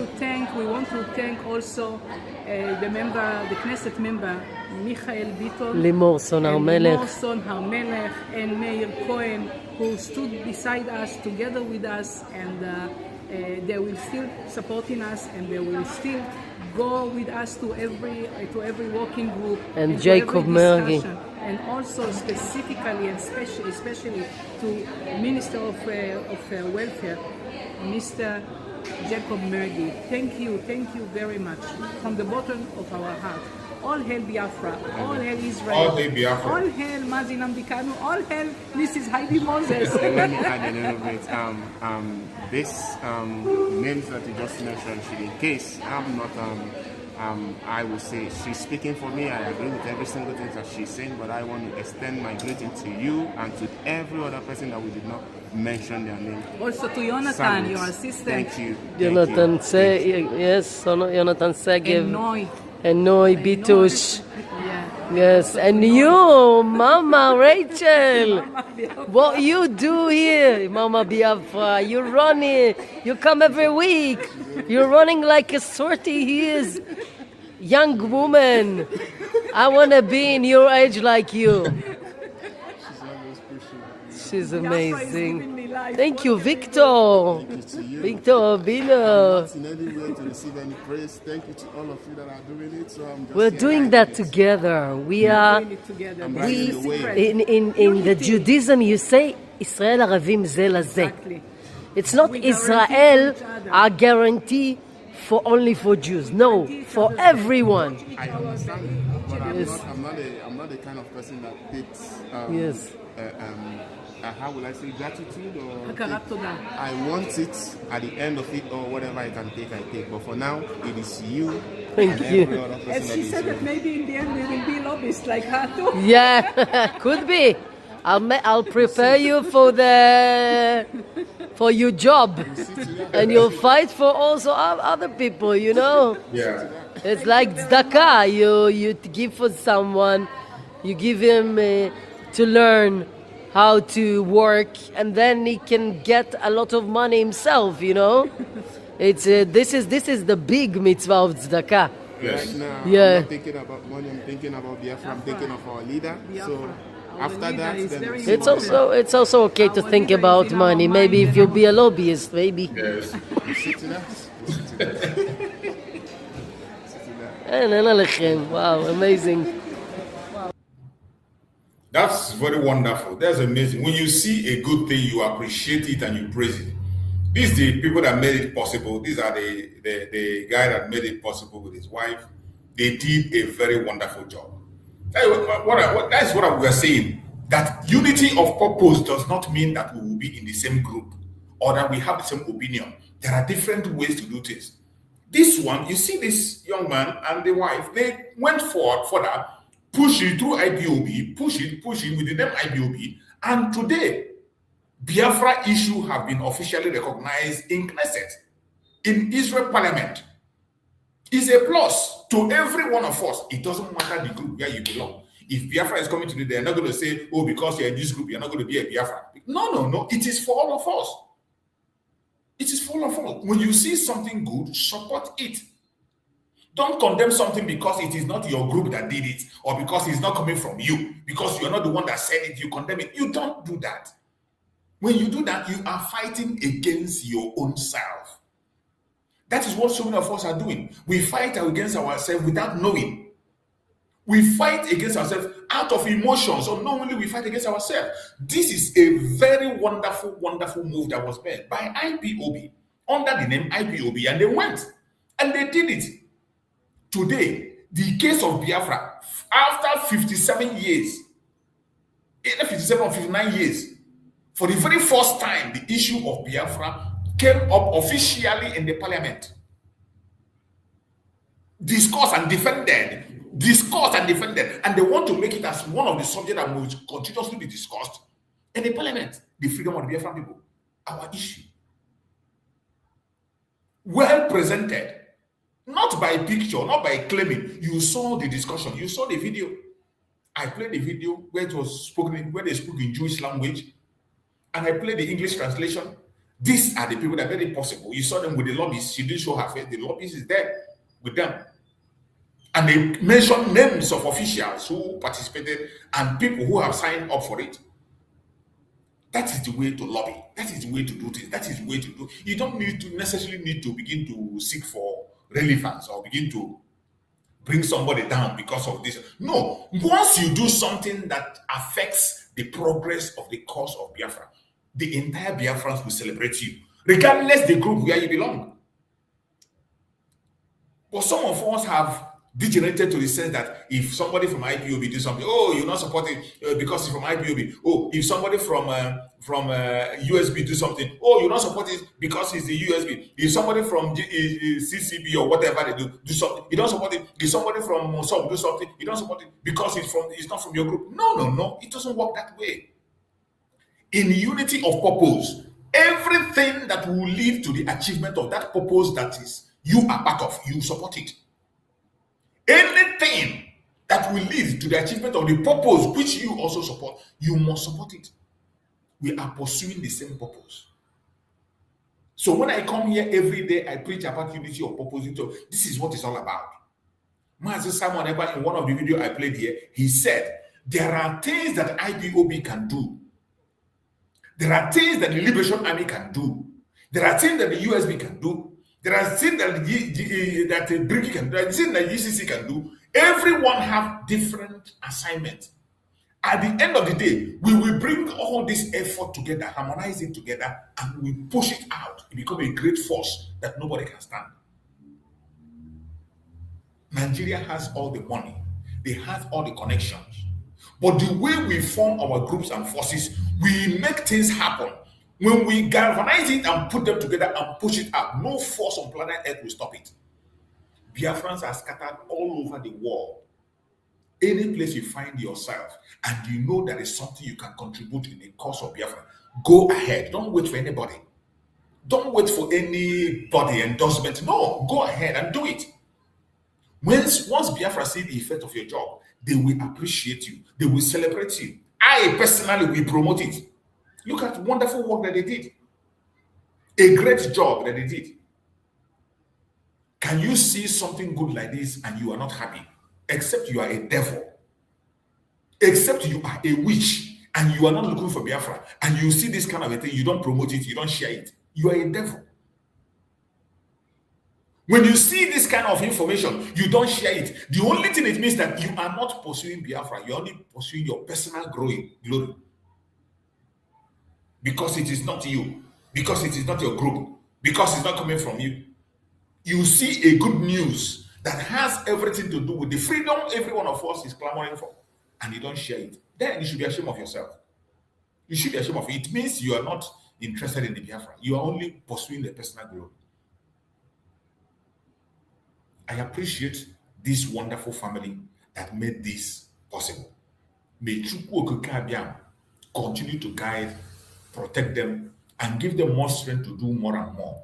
And the lobbyists who are in the front line making this happen, I pray that Chukwu Okike Abiam will continue to be with them, continue to strengthen them. This is what we need. Every time when we come here, sometimes me and Bro Christian, we asking about people, do something. You're not doing enough. You're not. This is what we mean. Once Biafrans see something, they will know. You don't need to come and tell me, oh, I went there. Oh, I was there. Oh, I'm doing on the ground. No. Continue your work you are doing. Continue whatever you know you're doing. Once it matures, Biafrans will see it. The whole eye will see it, and we will celebrate it. We will celebrate it. That is what we are speaking about. And this kind of information matters. This kind of information matters. International attention towards Nigeria, internal tension is growing. International attention towards Nigeria, internal matters is growing. This is a very wonderful report of concern. Discussion have surfaced within Israel legislative environment, including conversation connected to the Knesset in Jerusalem.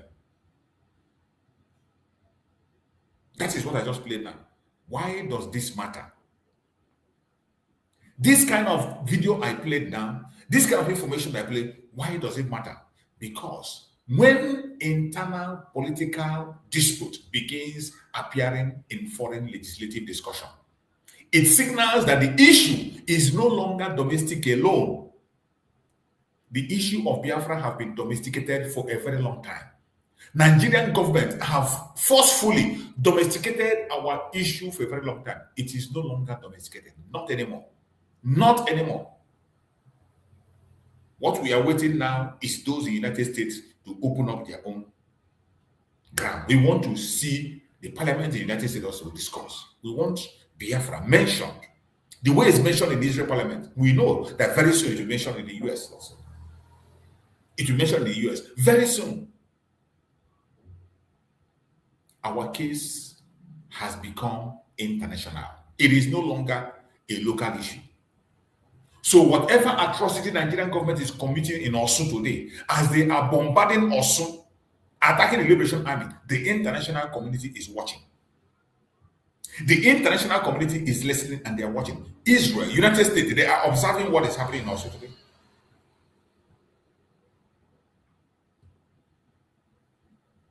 This kind of issue affects diplomacy. It affects reputation. It affects economic perception. That is why it is important the way we are going. Global sympathy does not automatically translate into policy, but it creates awareness. This very news from the Knesset, Israel Parliament, creates awareness. It creates awareness. And awareness is power. Awareness is power. That is why every one of us must celebrate this information. It is very, very important. Since Nigeria have rejected reform, they have rejected everything that was presented to them to make things right. Nigeria rejected and continue to attack the Biafrans. We will not be silent. Now, let us ask the difficult question. What does it mean to reject the fake political structure in Nigeria? What does it mean to reject the fake political structure in Nigeria? Does it mean complete disengagement? Does it mean constitutional restructuring? Does it mean referendum? Does it mean regional autonomy? There are different interpretations. Different interpretations. To some people, it means disengagement. To some people, it means restructuring. To some people, it means referendum. To some people, it means regional autonomy. There are different interpretations in the case of Nigeria as we speak today. But one truth stands clear. One truth stands clear. Any durable solution must be political, not military. You cannot use military to solve this problem that is in the Zoological Republic today. You cannot use military to force the Biafrans to remain in Nigeria. It is not possible. It is not doable. Mazen Nanekan have said it, Simon have said it, and we are still saying it tomorrow. You cannot force us into remaining in Nigeria. History has shown across the world. Force can suppress voices temporarily. It cannot erase grievances permanently. Never ever. If it can, it's been more than 50 years. And here we still standing strong and asking for our free nation. Sustainable peace requires dialogue. Structural reform requires negotiation. Legitimacy requires inclusion. If a large portion of population feels alienated, ignoring that sentiment only intensifies it. That is our situation. And I bet you we have crossed the Rubicon. The stage where we are now is let us go. We are not backing down. We are not going back. Allow us to go. We do not need your presidency. We do not need your restructuring. We don't need any sympathy. We don't need any sorry from you, apology. Allow us to go in peace. Peaceful disintegration. Peaceful exit. Recognize our referendum. If you don't, conduct yours. Let us compare. There is something powerful about collective identity. There is something very powerful about collective identity. The Biafran identity survived civil war. Our Biafran identity survived civil war. It survived decades of silence. It survived economic hardship. It survived political exclusion narratives. Identity does not disappear because it is inconvenient. It evolves. Nigerian governments, this is for you. Identity does not disappear because it is inconvenient. Those of you one Nigerianists that you don't want to hear Biafra, you don't like us. When you hear it, you go gaga. You don't want to hear Biafra. That will not make our identity disappear. That will not make whom we are disappear.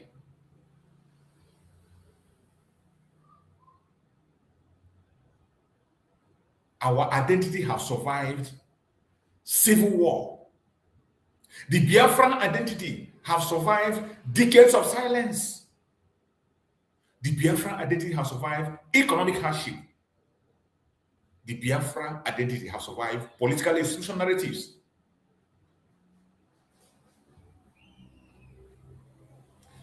Our identity as Biafrans cannot disappear because it makes you inconvenient, because you don't like us, because you don't want to hear it, because you don't want to see us free, because you hate us. That will not make our identity disappear. Our identity will continue to evolve.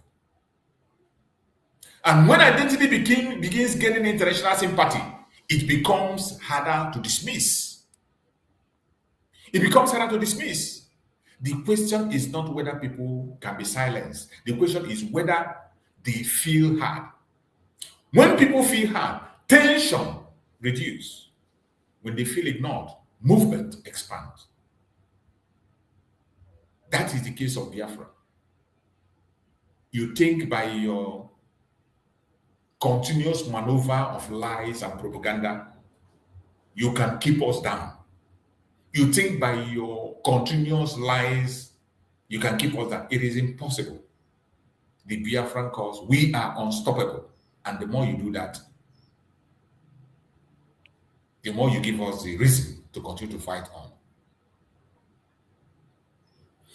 You're welcome, my brother Christian. Thank you so much for joining, bro. Christian, good to see you. Massachusetts. Long time, huh? Oh, there good, my hey, oh, there good, my brother. I understand. I took it easy. Oh, the ref, brother, the ref, Canadian leg, my brother, for hanging in there, keeping on. You want to go, huh? It's not easy, my brother. Thank you so much. We have to continue because as no buruburu na eche, huh? Yes, so we cannot we can't just take our foot off the gas at all because they are very serious, so we have to be serious too. But I cannot lead you over at the end of the day because God is slowly and surely, doing what has to be done, Yes. He doesn't move or walk the way human walks or expect. He has his own style, he has his own way. But at the end of the day, it gets done. It gets done. So that is why he's Chuko Kabiama. Oh, there, my brother. You know, since all this while, like I think it was a few days ago. I don't know, maybe 3 or 2 ago, when that Igwe, you know, made a comment. Yes. In that open forum, a lot has happened, and the guy, you know, we have so much. We applaud him so much. Yes. We really do applaud him, because for the first time, nobody has come up, you know. I'm just saying it now because it's the first time since then that I'm on your platform. So I know it might seem like an old story now, and I'm trying to resonate it. But obviously he spoke boldly, and so we have to talk about it, because all these other guys, the rest of them from A to Z, everything is always behind closed door. You know, for some, we know what they probably would have said to him, like the late. There's this guy, you know, who is late now, elderly guy. He went to Buhari. So many of them, and some went to Tinubu. And the ones who goes there to complicate things, to make it worse, we know them too. We cannot lie about that, you know. So, but for him, this is the one. You know, this is one of those things. At a certain age in life, you fear nothing anymore. Why? Absolutely. Why would you, when you already, immediately a person is over 70, you shouldn't be fearing anything anymore, okay? Because at 70, your life on earth has become extra time, if you know what I mean. Yes. It's extra time. The average life expectancy worldwide, not just Africa, but generally worldwide, is 70 or maybe even less. So as soon as you are already 70, what is there again to fear? If it's going to come, let it come. At 70, you are expected to be maybe a grandfather already, okay?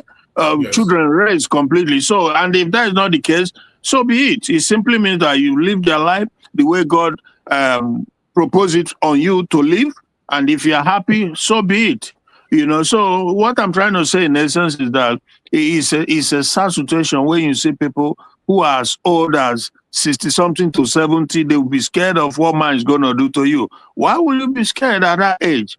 You know, why? So this guy, you know, this elderly guy, we really, we thank him and hope that others like him will learn a lesson. You know, Yes. we become, for them to know that you don't need to be afraid to speak in defense of your generation to come. You know, at 70, if anything happens to you, you've done your best. You've said the truth. Simply mean that your generation, you fought for them. That is what every man should desire to attain. A situation you're able to fight, put everything on the line for your children to come. That is what it's all about. Nobody is going to live forever. That is a fact. Yes. So really, he did so well. What I find really, in another way, fascinating is the fact that he was telling them truth right before their face, and Before their face, all of them, the traditional rulers and the Asorok himself there. Yeah, evil bunch of people whom their life is full of hypocrisy, hatred, and mischievousness. That is what it's all about, including that one, the Oni and the rest of them. They are the one. They are all with that terrorist, Sanusi terrorist. He is the one. Under his watch, Akaluka was beheaded, you know? Yes. They were all there giggling, you know? They were just laughing. I don't know what they're laughing about, you know? It's a serious stuff that the man talked about, but I don't know what they're laughing. They've been put to shame, because why do I say that? Is because Sunday Boho, yes, we know there's difference between him and Nnamdi Kanu, and we know how the difference stacks, you know. And one is basically, in my opinion, two differences. You know, one is that Nnamdi Kanu, no weapon was ever found in his possession. Nnamdi Kanu was never seen brandishing any form of weapon. So at the end of the day, when it comes to court injunction, it's all about sedition. He said this, he said that, he formed this, he formed that, but no concrete, no visible weapon was seen in his possession, brandishing and buying anybody. On the other hand, Sunday Igboho, we all saw how he was brandishing a weapon, you know, and he confronted. We saw him go after the Fulanis on video. Of course, he was in the field, and he confronted the Nigerian military on the road, and they were, you know, so, and afterwards they came to his house and by a couple of people, maybe 2 or 3, whatever, you know, and he flew. So we saw this. That is one. The other two is that in fact, the major big difference is that Nnamdi Kanu meant it when he said he wants freedom for my people. It's as simple as that I want my people, we want out of this false, evil, demonic entity that we never bargained for in the first place. We never asked for it. We were kidnapped into it. Heaven knows, that is just a fact. How do you kidnap somebody into a place forcefully, and you never at any time giving them opportunity to conduct a referendum to say, okay, do they want to be in it or not? You deny them of that. Whenever they talk about it, you massacre them, you know? So that is a big difference, because Nnamdi Kanu meant it from the bottom of his heart. He's never in it for a joke or for money or for any entitlement. No. But Sunday Igboho, on the other hand, they used it as a political weapon to gain power, like the North usually do. So because we saw him and that elderly man had something, one of the elderly guys that was Akintoye, exactly. Yeah, I think it's Akintoye. He was the one some years ago when they started. He came out to say that the Yoruba nation will be declared that same year, you know. But all was pure lie, just to bobo, you know, just to trigger the Fulani, the Northerners, and they gang up. And at the end of the day, when Tinubu took over power, everybody just went into their shell, you know. And Sunday Igboho and the money was, you know, exchanging here and there and title. They are planning to give. So these are the difference. So it's important that people know the difference between the two people, you know. So obviously, and this again reinforced the fact that and we've learned. We continue to learn, because every day you live and you learn. You know, we cannot rely on these people. We can't rely on anybody. We have to do our thing, you know. Let them do their thing. Because, like I said, Biafra is a serious stuff. It's no joke. And we will never give in. Never, never, never. Anybody think that at some point, at some point, we will just accept Nigeria? It's never going to happen. That you can take to the bank. Never, ever going to happen. Because we never negotiated for it. Okay?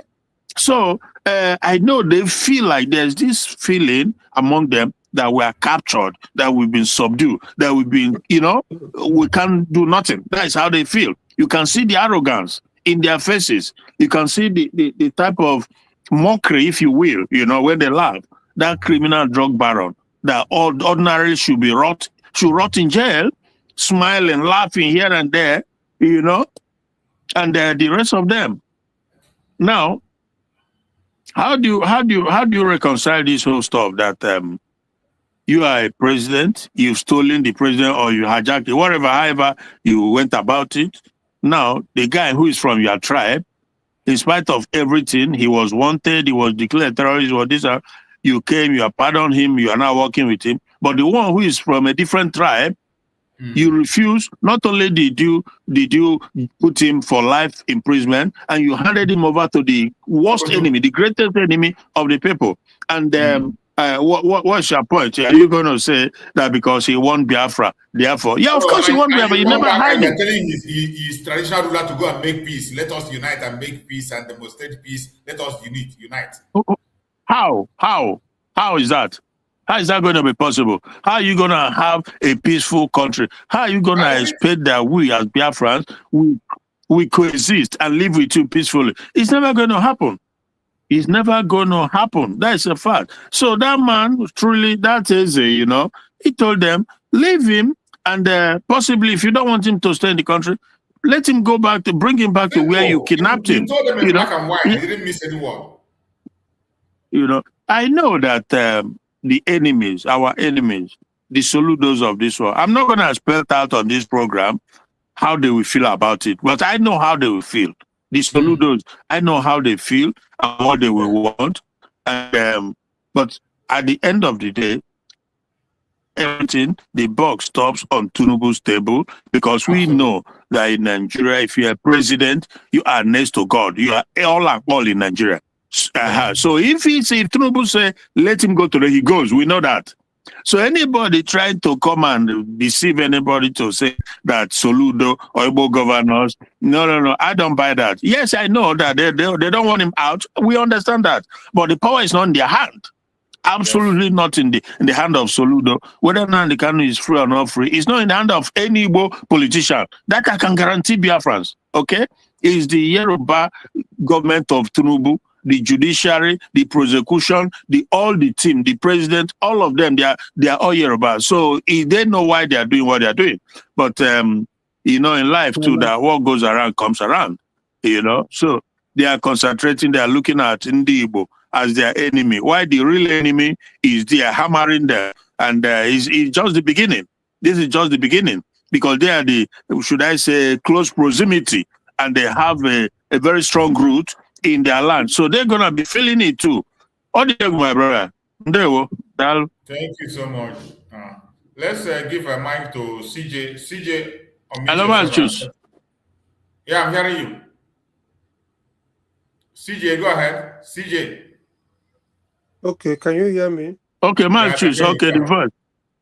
Yeah. Okay. Thank God you gave me opportunity. I just want to let us know that sometimes it's not the word we speak, it's the way we speak it. You must not begin to tell the whole world your plans. Please, let's stop giving all our information to Nigerians, because these people depend on what you speak on the internet, online. They depend on that to do whatever they want to do. Information like what? Which information? About information. CJ. Hold on. Let's say like now my name is CJ. A lot of time people like to start by introducing themselves.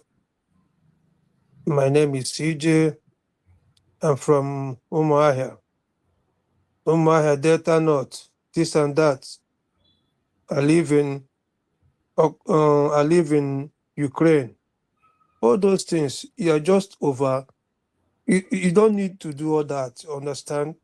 That's exactly what I want. That's exactly what I mean by we don't need to give our enemy all our information. Okay, you mean personal information? Exactly.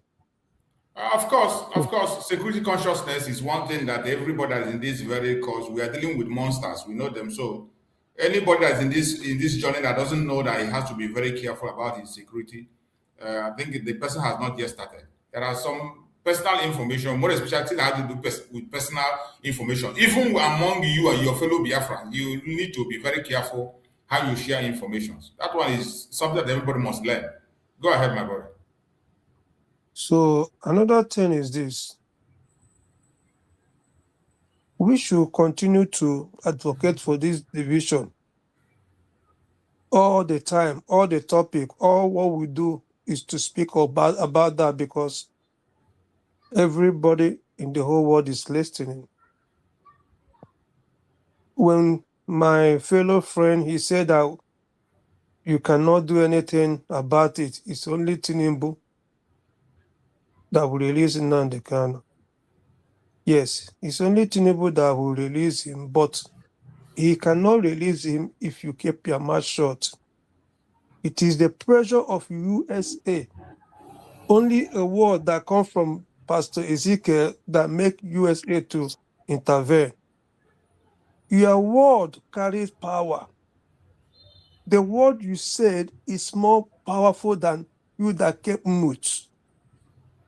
You don't need to keep quiet.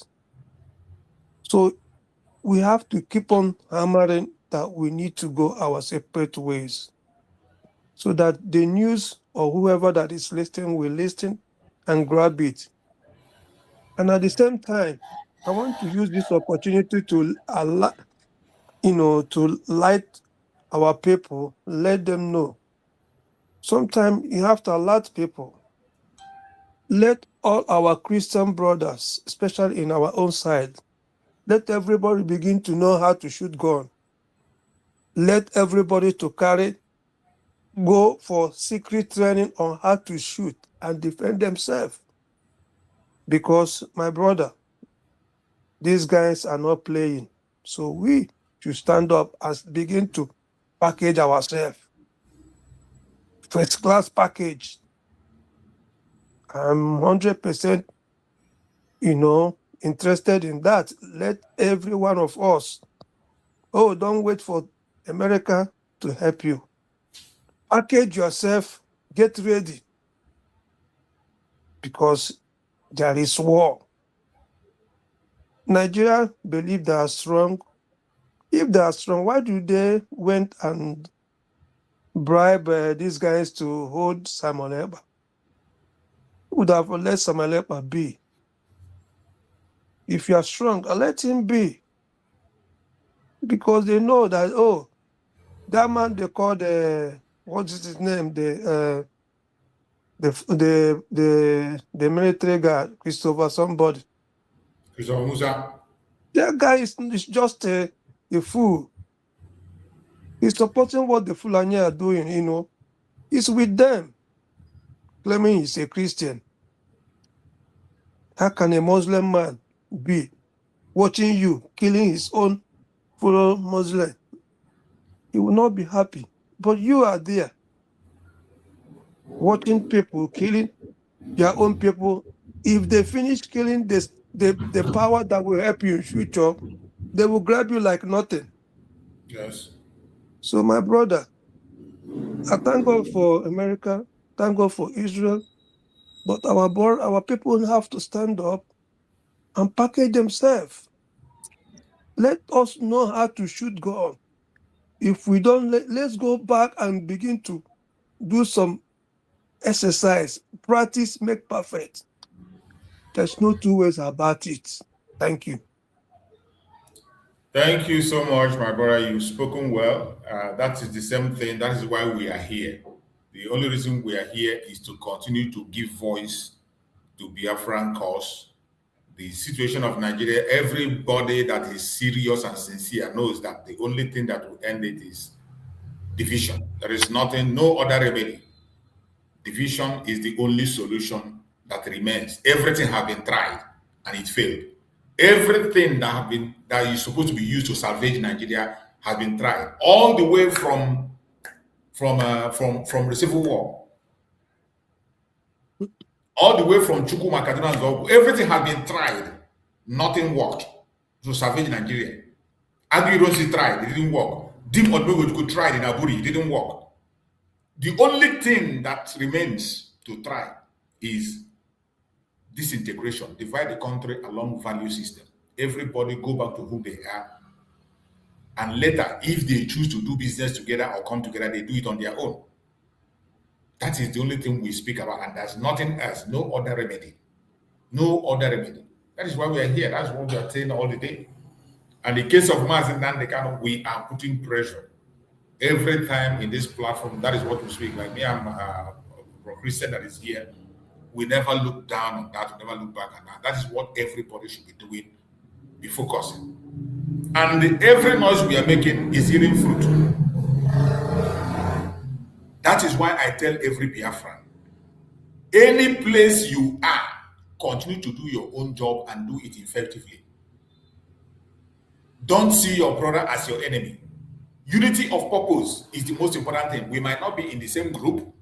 We might not have the same opinion.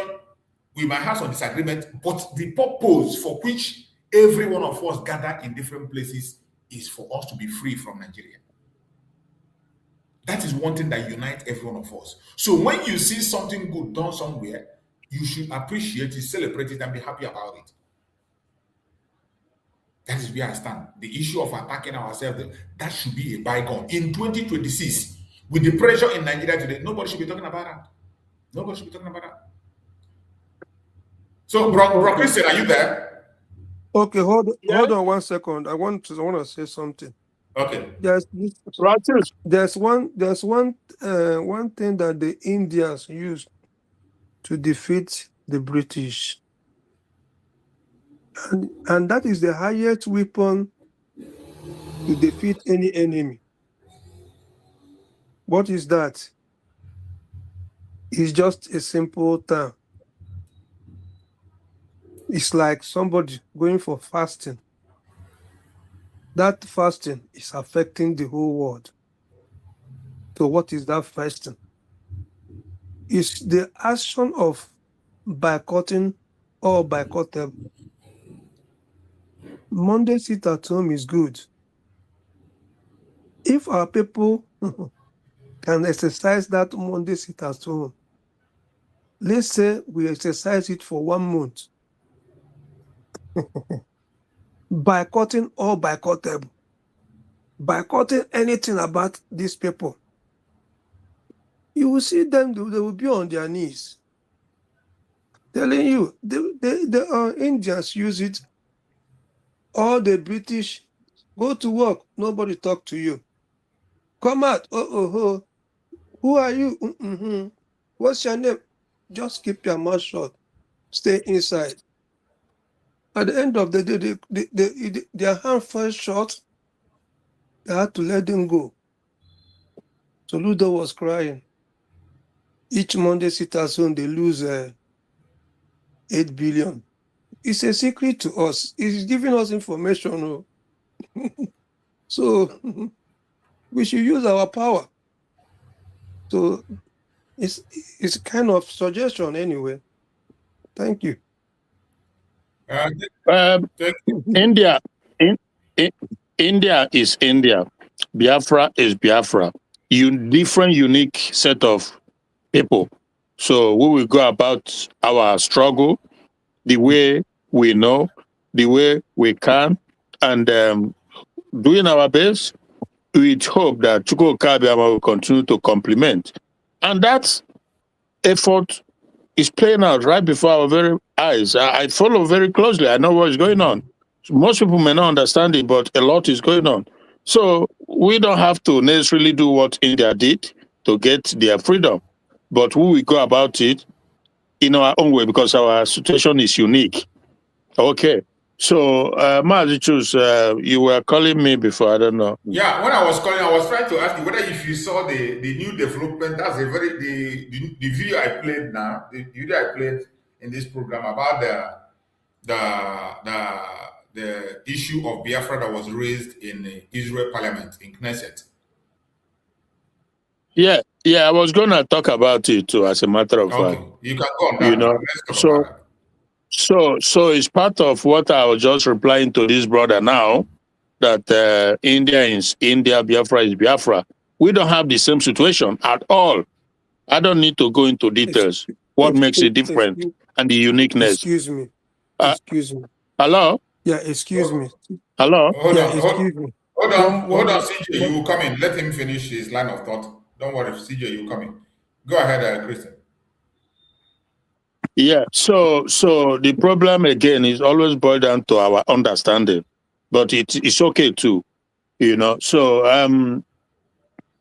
the Knesset, I saw their deliberation, which is very, again, part of it is a gradual process, but it's grounding. It is grounding. Yes. I've always known that this, because of the uniqueness of Biafra, in every sense of it, is going to grind out slowly but surely. Biafra will come. Nobody can stop that. It's already on the emotion. Just nobody can stop that. Before then, I saw a guy. I wrote it down. I was hoping that I will maybe send it to you, that maybe we might have time to talk about it. He's a Jewish guy, an Israeli guy, but based in America. So he's also on a mission trying to unify the Jewish nation that identifies, as Jewish, with that Jewish ancestral lineage. Yeah. And indeed, was primarily, he said it on a program. Again, I could send it to you. He was on Jesse Lee Peterson's show in the United States, and he was deliberating on it, that we are never lost. People may not like this, but that's okay. But Biafra will be one of the, if not the fourth Jewish nation in Africa.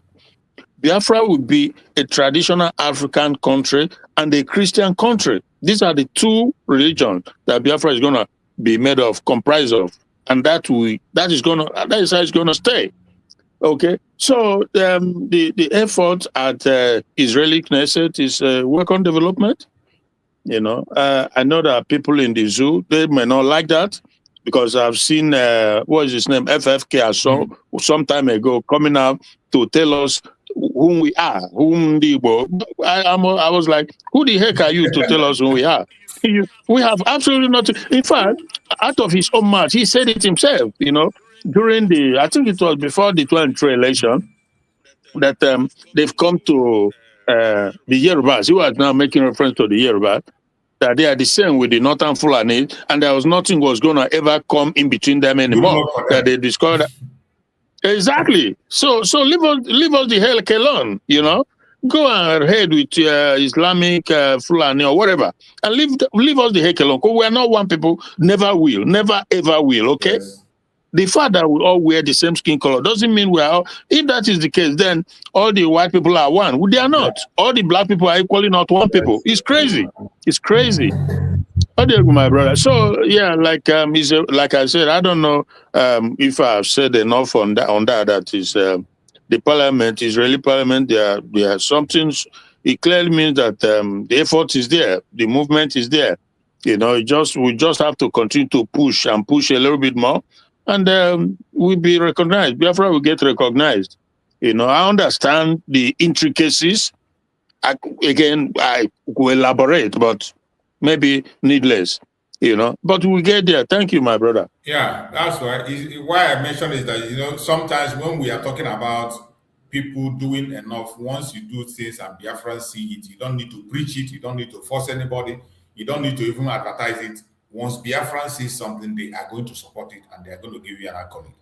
So that move was a very important one done by IPOB. It was a very, very important one. The family that did it, I played the video here where the guy and his wife were dressing and the people who were there. It's a very good and important move. That is why every group is important. Every group, if you know that thing you can do it in that your own small way that you understand. Yeah. We must not all be in the same group. We must not all have the same opinion. Different opinion, but leading to the same place. So CJ, you want to say something? Go ahead, CJ. Thank you very much. You see, we really need that spirit of Mazinandekano to continue. Please, you've been doing so wonderfully. I thank you for gingering us. Without you, without our people gingering us, many of us will fall back and we could not be able to do better. So the power of gingering is also one of the best secrets. Keep pushing people. Yeah. Mazinandekano word always push us to do better. And you know that it's not easy to convince an Igbo man. Yeah. So based on that, we already convinced because we already had the preaching. So please, anything that will say, oh, it will get better, it will get better. It's not by saying it will get better. We have to speak words that will motivate people. We have to push that word that will stick into people's blood and they will know to do the right thing. I mean, it's good. And it's not everything that you will, expose by speaking English. Some certain things, you use our dialect. Forget about this political correct, sounding like a professional, sounding like a professor. The Yorubas, the Germans, in some certain things, they use their own language. So please, it's just an advice. It's just an opinion. So some certain things we use our language. Like I said, they are listening to each and every word we say. So some certain things we use our language. I don't know if this thing sounds right, but for me, it sounds right. No, your suggestion, I think you are joining us for the very first time. That is how we do here. Is that there are certain times when the topic gets to a different level, we use our dialect. Like my brother Christian here, there are certain times he wants to explain certain things, he will speak in dialect. So that is how we do it here. Your advice is very, very good, and that is what we apply in this very place. There are certain issues that comes, we use our dialect, but at the same time, we know that Biafra has to do with different people, different language, and different tribe. That is why we can never escape using the general language that everybody can understand. We'll never escape that. So, but when it gets too deep, there are certain things we would like to share. We have no choice than to go deep into our language. And in this platform also, I encourage people that there was a time that our people from Ibibio, they come here, they speak to their people in their own dialect. They speak in their own dialect. So I permit that in this platform. Any Biafran tribe where you come from, if you have something to share, you can use your dialect and share. In here, it's not compulsory that you must use English. If you're an Igbo person, you can use Igbo and pass your message. Once your message has to do with maybe a particular group or your own section of people, you are entitled to use your language and express it. If we want to say something that is somehow implicated that we cannot use English, we use other languages. It's a very good thing, and we've been applying it on this very platform. Thank you so much, my brother. Okay, thank you. Another thing is this. A lot of people don't know this. All these people, they call themselves Kalabari, part of a Joe element. Soku. I was privileged to work in oil field. My brother, could you believe that all those people speak Igbo?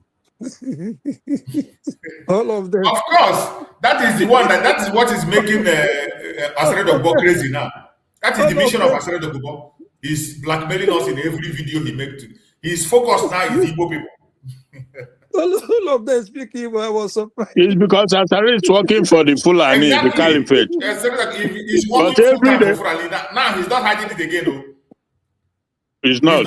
But every effort he makes towards attacking Igbo, he put himself to shame. Even his own people are putting him to shame. Because even look at Chibuika Amechi the other day. All the court protests came when Abuja. The following day, singing rubbish. There are mad people all over the place, you know. So for Asari, I can understand what his problem is. I understand. But he is the one that has dug his own grave. So there's nothing anybody can do over that. You know, he has chosen to, by working with the caliphate, to bring this destructive, I don't even know how to describe what their version of Islam is. You know, he is an agent. He was planted in that region to help them bring it to the people. He's fully out now, and he's advertising it. He's not even hiding it anymore. 100%. But I know. Hello? Go ahead. Yeah, I've always known that. You know, I have always known. He came trickishly, trying to infiltrate, to penetrate Nnamdi Kanu, you know. You know that the spirit of Nnamdi Kanu is very welcoming, yes. And the spirit is the spirit of truth, Nnamdi Kanu. He doesn't care, he doesn't fear whose horse is God. Nnamdi Kanu goes for the truth. And he believed in the spirit of Biafra. That also means that it's not only the Igbo-speaking people that are Biafrans. And that's a fact. Yes. That is just a fact. Now, that is not to say that anybody who wants to opt out is not free. You are free to opt out if you so wishes. But you cannot, on individual basis, determine for hundreds of millions of people. You don't do that. If you say you've been weak, whatever, we know what the meaning of your name is. We know that. If you say you're not Biafran, fine, but you don't have right to speak for millions of people who are Biafrans and who are in River State. Not just because I hear some people say Igbos living in a River State. No, Igbos don't. They are. That is their place. That is their place. It's like yeah, I hear some people, they say the Igbos that live in River State. What the heck? It's like some of them, they say Igbo people that live in Delta State and Nyoma. That is the land of Ndi Igbo. That is the land of. Are you kidding me? People need to study to know what they talk about. You know, they did not come from some foreign country or whatever. That is where they've always been. Those that moved from either from Anambra, they came into Asaba, or from Enugu, and they goes to the rivers, or it's just all Biafra land.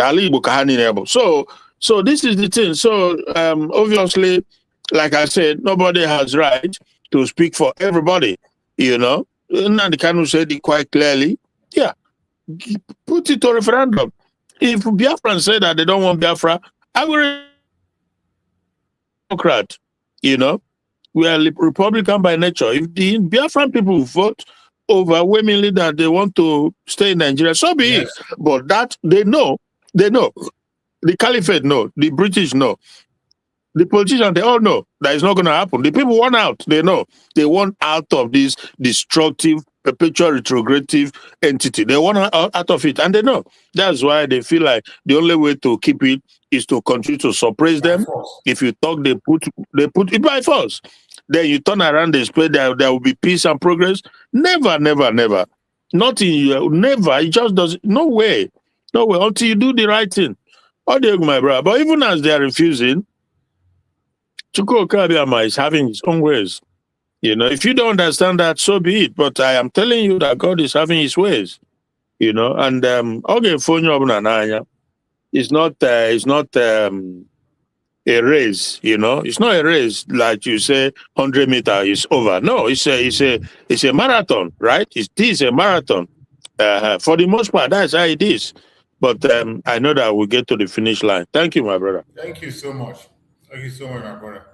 Yeah, we have done referendum. We've done referendum. That is true. But if they do not recognize our referendum, they still have the right and time to conduct their own referendum and compare.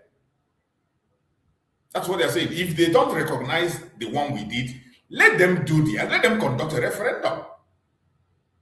Exactly. I was talking about the major reason did that was to move them to do what they have refused to do. Exactly. As he has done it, it's either you recognize what he has done or you do yours. Or you do your own. Exactly. We all voted on the referendum. We all voted. But I know that it's part of what Nnamdi Kanu was also preaching before PM Eba came in and put it into action. Was asking them, give the people referendum. And the Biafrans, if they vote to stay in Nigeria, you never hear me talk about it again. And that's a fact. It's because he's a man that stands on his words. His words means a lot to him, you know. Yeah. But they did it. Then PM came and put it into action. So that is where we are now. And yeah. How do you go? Sometimes some of us don't understand. We are talking about, when we talk about facts and figures, we deal with facts and figures. There are so many things we have done, and there are reasons why those things have been put in place. When Master Sawana can move for that referendum, that is the reason he went ahead to conduct that self-referendum. It is called self-referendum.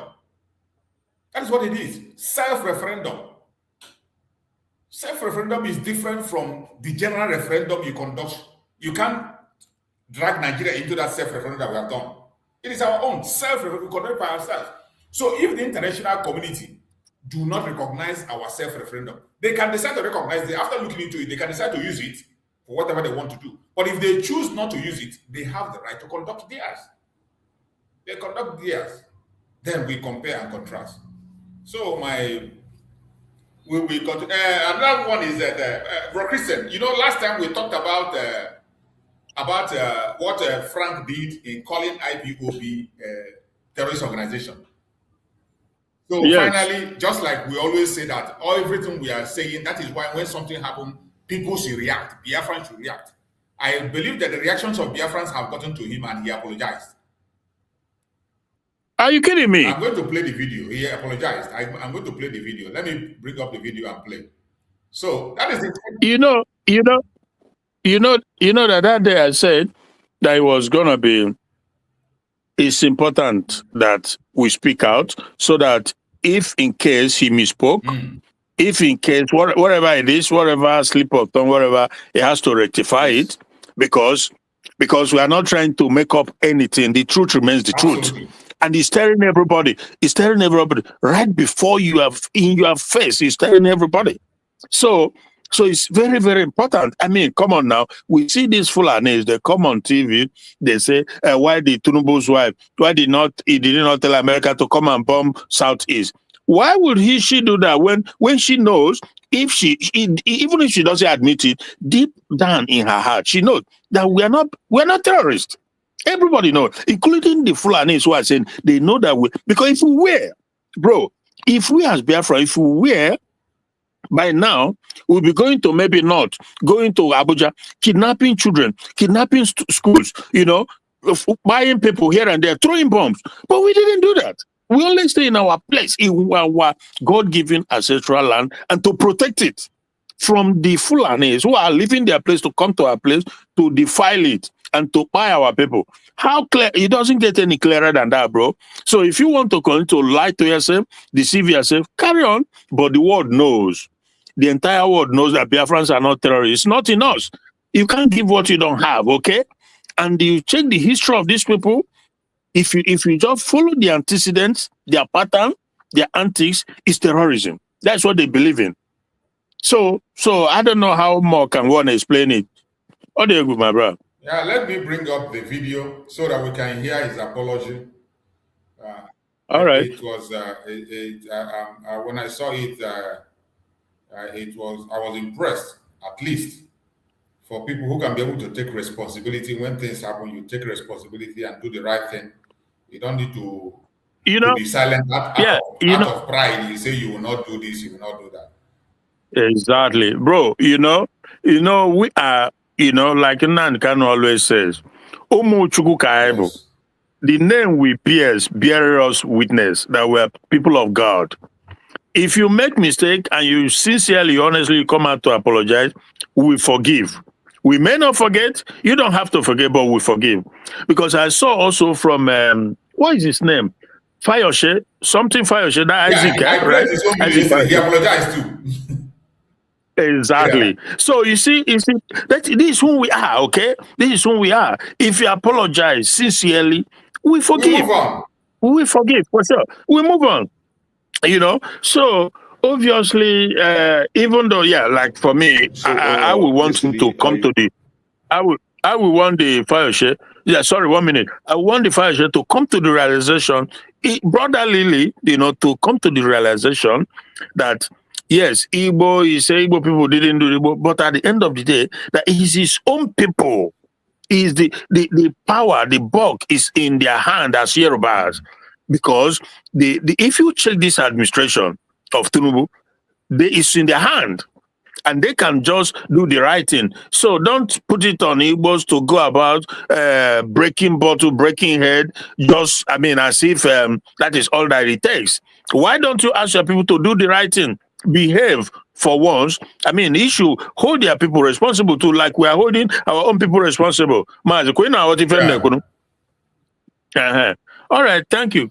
Yeah, that's it. I played the video yesterday. Though even when they made the video, for me personally, I wasn't even angry with the video because I was looking at it from the other angle. The angle that it is our people that brought it upon ourselves. And I saw his message, judging with his own way of doing things and the kind of program he presents. I saw that message as a kind of message that our supreme leader always preach also. Because when our supreme leader want to wake up a black man, you must make them angry. Yeah. If you don't make a black, that's why sometimes if you see some video that Mazin Nandekano made about Igbo people, you'll be wondering if he's an Igbo man. He Yeah. doesn't spare anybody. And that is the kind of message that wakes a black man up. If you know Yabam, cause I'm sote, you go to pain and reach bone, they will never act. It's to spoil you to action. Exactly. You So know? that was how I saw that video. I didn't get angry with it. So and he came up after that traditional ruler made that, he came back and he apologized. And all that. So let's listen to Frank's apology. Hello. So yesterday I watched a heartbreaking video of a kidnapped by Fulani terrorists. They kidnapped their victim, the way they were just gruesomely torturing that victim.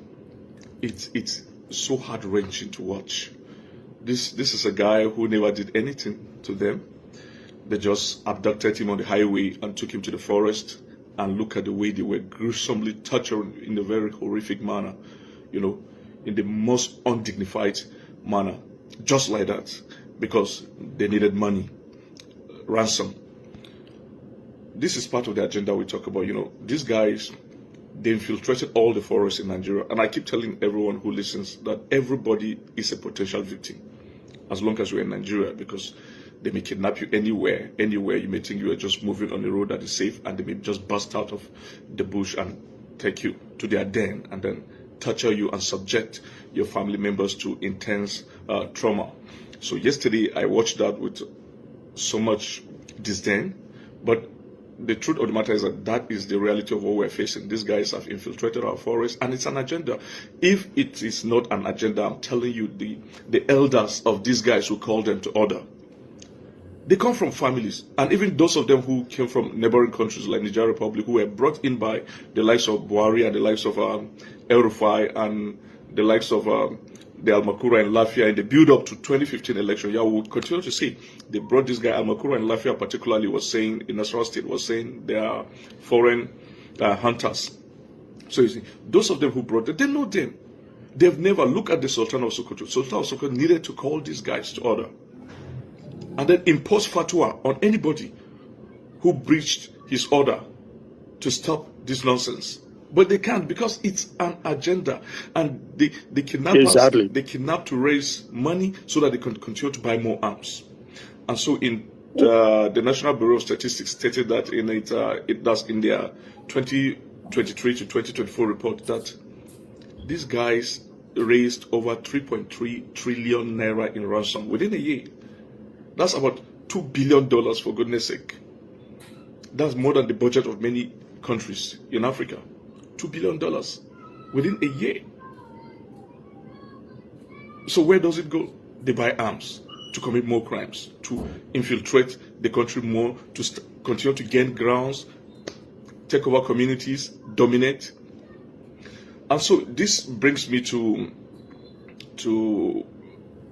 an aspect of my discussion in my last interview on Channels TV. I want to take this opportunity to really offer an unreserved apologies to my Igbo friends all over the world. You know, in the strategy of warfare, when you face a common enemy, like the way all of us do face the Fulani terrorists as a common enemy, we really need to bridge the gap. We really need to close the rank and come together to fight that common enemy. The Fulani terrorists are proving that they're the common enemy of all Nigerians, not just Tiv, not just Igbo, or Biro, or Angas, or Magavul, or the tribes of Southern Kaduna, but also to the Hausas who hosted them. So they are common enemies. And so I really want to offer this unreserved apology to the Igbos who may have misinterpreted my my comments when I offered an interview to Channels wherein I stated that IPOB in the Southeast is a terrorist organization.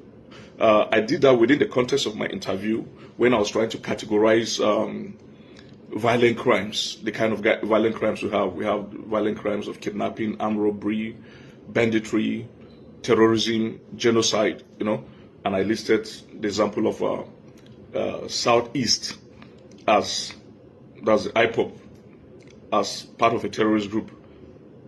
maybe because they were designated by the court in Nigeria as a terrorist organization. You know, it is a truism that that is exactly what happened. But do I believe they are a terrorist organization? No, I don't think, because I believe in the agitation. As much as they carry out some condemnable acts from time to time, but I believe in the sole mission, because we have to look at what gave rise to that agitation. The impunity, the injustices in the land, the inequality in the land. That is, so I share this common agitation, as much as I believe in the oneness of Nigeria to an extent. I believe that we must speak as a people. The unity of Nigeria, I believe, is negotiable. Because the people torturing us in this country, taking our country backward, they do not really believe in the oneness of Nigeria. That is the Fulani terrorists and their sponsors. They do not believe. The northern oligarchs do not believe. And that is why they could have a parallel legal system, the Sharia, that is standing side by side with the Nigerian legal system. So that cannot be what is obtainable in a secular country like ours. So I do believe that we have to talk, and that is the agitation in the Southeast. For many of these other guys who really accuse me of being anti-Igbo, no, I am not anti-Igbo, because look, some of my best friends are Igbo. When I was in Newcastle as a student in the northeast of England, my best friend Martins is Igbo. When I was getting married, my best man was Igbo, Chuma. The guy who presented the toast at my wedding, late Chikio Amobi, Igbo. I got a lot of Igbo friends. I have never had anything against the Igbo. Rather, there are a lot of my videos where I even apologize to the Igbos for we, the Middle Belt, standing against them in 1966, because in 1967 to 70 Civil War, because they've seen long time ago what we did not see. And even in Namikano, he's been prophetic. I've watched some of his videos over time. Okay. He's been prophetic. He has seen for so long what we never saw until now. The lawyer to Nnamdi Kanu, a lawyer, Ejamako, was my classmate in the law school. I was his president. I was the president of his set in the law school, the president of the Student Representative Council. So I never had anything against Indigo. Please, let's close the rank. Let's close the rank. You may have felt hurt for the fact that I described IPOP, but IPOP as a terrorist organization. I was just trying to make an analogy, you know, and it may be a misstatement, sort of, but sincerely, I believe in the agitation. I believe in their objective, because if a country never shows that they like you, then you have to ask you have to call everyone to ask that we sit on the table to define our statehood. That's the truth of the matter. That is what the Fulanis have led us to in this country. Because the Fulanis, for instance, they welcome their neighbors from Niger, from Chad, from Mali, and they see them as brothers more than me, the thief man. So we really have to define our statehood. So I'm a sympathizer of the agitation, as much as I'm not a separatist. But I'm a sympathizer because I've been affected and I've seen what they've been fighting for all the while. It's quite unfortunate where we are in Nigeria. We are otherwise a very blessed nation. Our diversity should be our strength.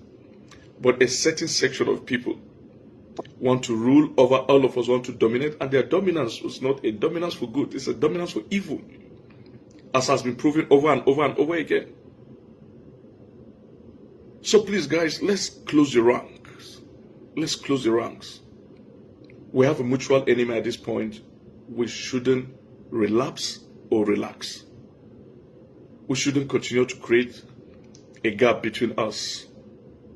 Let's close the rank and see how together we can join our hands and defeat this common enemy. God bless all of us. God bless you too. So, my brother Christian, you've seen his apology. Apology accepted. He spoke well. We know that. You know that he still have that chance of going to the zoo for one thing or the other. So we don't expect him to use the strong languages that we use. That one is absolute. You know, there are certain things we do that we don't expect him to do or say. So, but he took a very bold step. I love his state. He went back up to the, that day we also talked about the role they played in the Civil War, which he also recognized. So, there's nothing. That is why. That is why I say. That is why I say that we forgive, but we don't forget. I forgive, but I don't forget, because if you forget, then you stand a chance of falling victim again, and I don't want to do that. So that is why. Even the Bible recommended it. You forgive, but you have to be careful so that you don't forget and go into it again. So now, but I want to start off by wondering how. Okay, Massachusetts, we always say that these things we do. Someone can call it noise. Someone can call it whatever. It doesn't really matter, but it's good to speak up. And I thank goodness for your platform. We've been on this for years now, and we must continue. Even after Biafra is actualized completely. Continue, my brother. You still hold our own government accountable. 100%. So, but I'm just wondering, because we spoke on this platform, and you knew how Phosphorus I spoke against him for what he did, and I was really, triggered. He triggered me so badly, and I went overboard. Now, how did he get to him? I don't know. Is there anybody that, because I make reference to some of our guys in the United States, because this guy is a student in the United States, so probably somebody got to him, or he saw our video. I don't know. You have any clue, or just? I don't have any clue. Biafrans, we are everywhere. You never can tell who will come across your video. Some will go to his platform. He has a Facebook platform. Some will go to the platform there and make comments. Many of us went there and commented. So he will read the comment. You see the point? That is why, trust me, bro, if it was now, the 1967 to 1970 Civil War, if it was now, it would be different, because the world has changed. The era of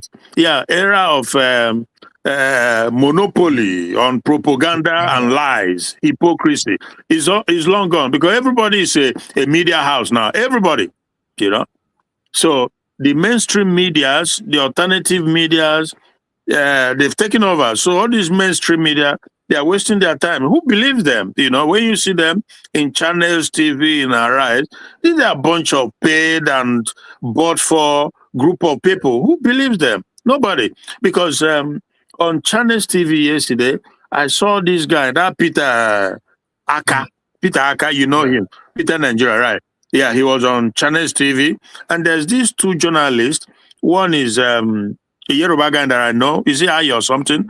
On Channel, he's a guy though. Ayo something, Ayo Mido. Well, I don't know anyway, but he's a Yoruba guy. Another one, I don't know which tribe he is from, but they were playing this very wicked role. I won't even call it devil's advocate, because they are paid to push narrative. All those idiots in their conventional media. Completely paid. They are working for the government, and there are lots of them all over the place. There's another one called Christian. He's an Igbo guy. For the past 1 year now or more, he has changed the way he acts. And for him now, Tinubu can walk on water, So, from there, you can clearly see that they are all on payroll now, right? And I try also not to overly blame them. Why? Because I'm not in their position. I'm not in the zoo, right? So sometimes I tend to empathize with some people, not all in the zoo, because they are going through hell. A country where the government doesn't give a damn about you on anything. Not on your welfare, not on your health bill, not on your job opportunity. Absolutely nothing. You are just on your own. All on your own. Whether you live or die, whether you eat, you don't eat. Nobody gives a damn. So you can try to put yourself in the position that they faces in that country. So sometimes you'll be able to balance the equation. So, but as for this brother, his name again. Anyway, as for him, it's acceptable. It's understandable. He has realized his folly, and he's out to make amends. Because when I was much younger in the zoo, I was into business, and this took me around the whole tribe, so to speak. Yes. Middle Belt in particular, Benue, Boko, all these, so many places, Kogi areas. I was, so it's just sad, absolutely sad, because these guys are peace-loving people. I mean, after the Civil War and the whole thing that, precipitated after it, these were a peaceful bunch of people. You can't believe that in Boko, and I've forgotten some of the names of the places. We just go and we sleep outside the house, like, because it was so hot. We sleep we just put like a bed or mattress or mat outside with nobody. The people will more or less protect you. We walk together, we eat together, we everything in the Middle Belt. And suddenly, these Fulanis, from Futajelon, they came in. Their brothers, the ones inside, allowed them in, because it's always the rat inside that tells the one outside where you know what I mean? So they begin to collaborate on how to displace Nigerians, on how to buy them, take their ancestral land, destroy them, and slowly but surely impose their religion, their Fulani ideology upon the people. It was something they came together, and they came to the realization that they can actually do it, because they saw the loopholes, all the vulnerabilities. And that is what I always look at. I say, well, I think they overplayed their hands. They simply overplayed their hand, because little did they know that at some point God was going to say, no, this is not going to happen. And look at where we are today. Most people don't understand it. But the fact that the American government is in Nigeria now, nobody can stop that, because their eyes is, or whatever happens in Nigeria, their eyes is there, and it's going to remain. Absolutely. For the foreseeable future. Their eyes is going to. So, as for this, our Middle Beltan brother, yeah, it's good he realized this thing and come to his senses. We must understand that this is just one common enemy. It's one common enemy. For the Yoruba, it's sad. If they think that Igbo is their problem, Igbo is never their problem. Igbos are people, they are builders, they are developers, Anywhere they go, they bring light to it. That's a fact. Same goes for the Jews, and those are the similarities.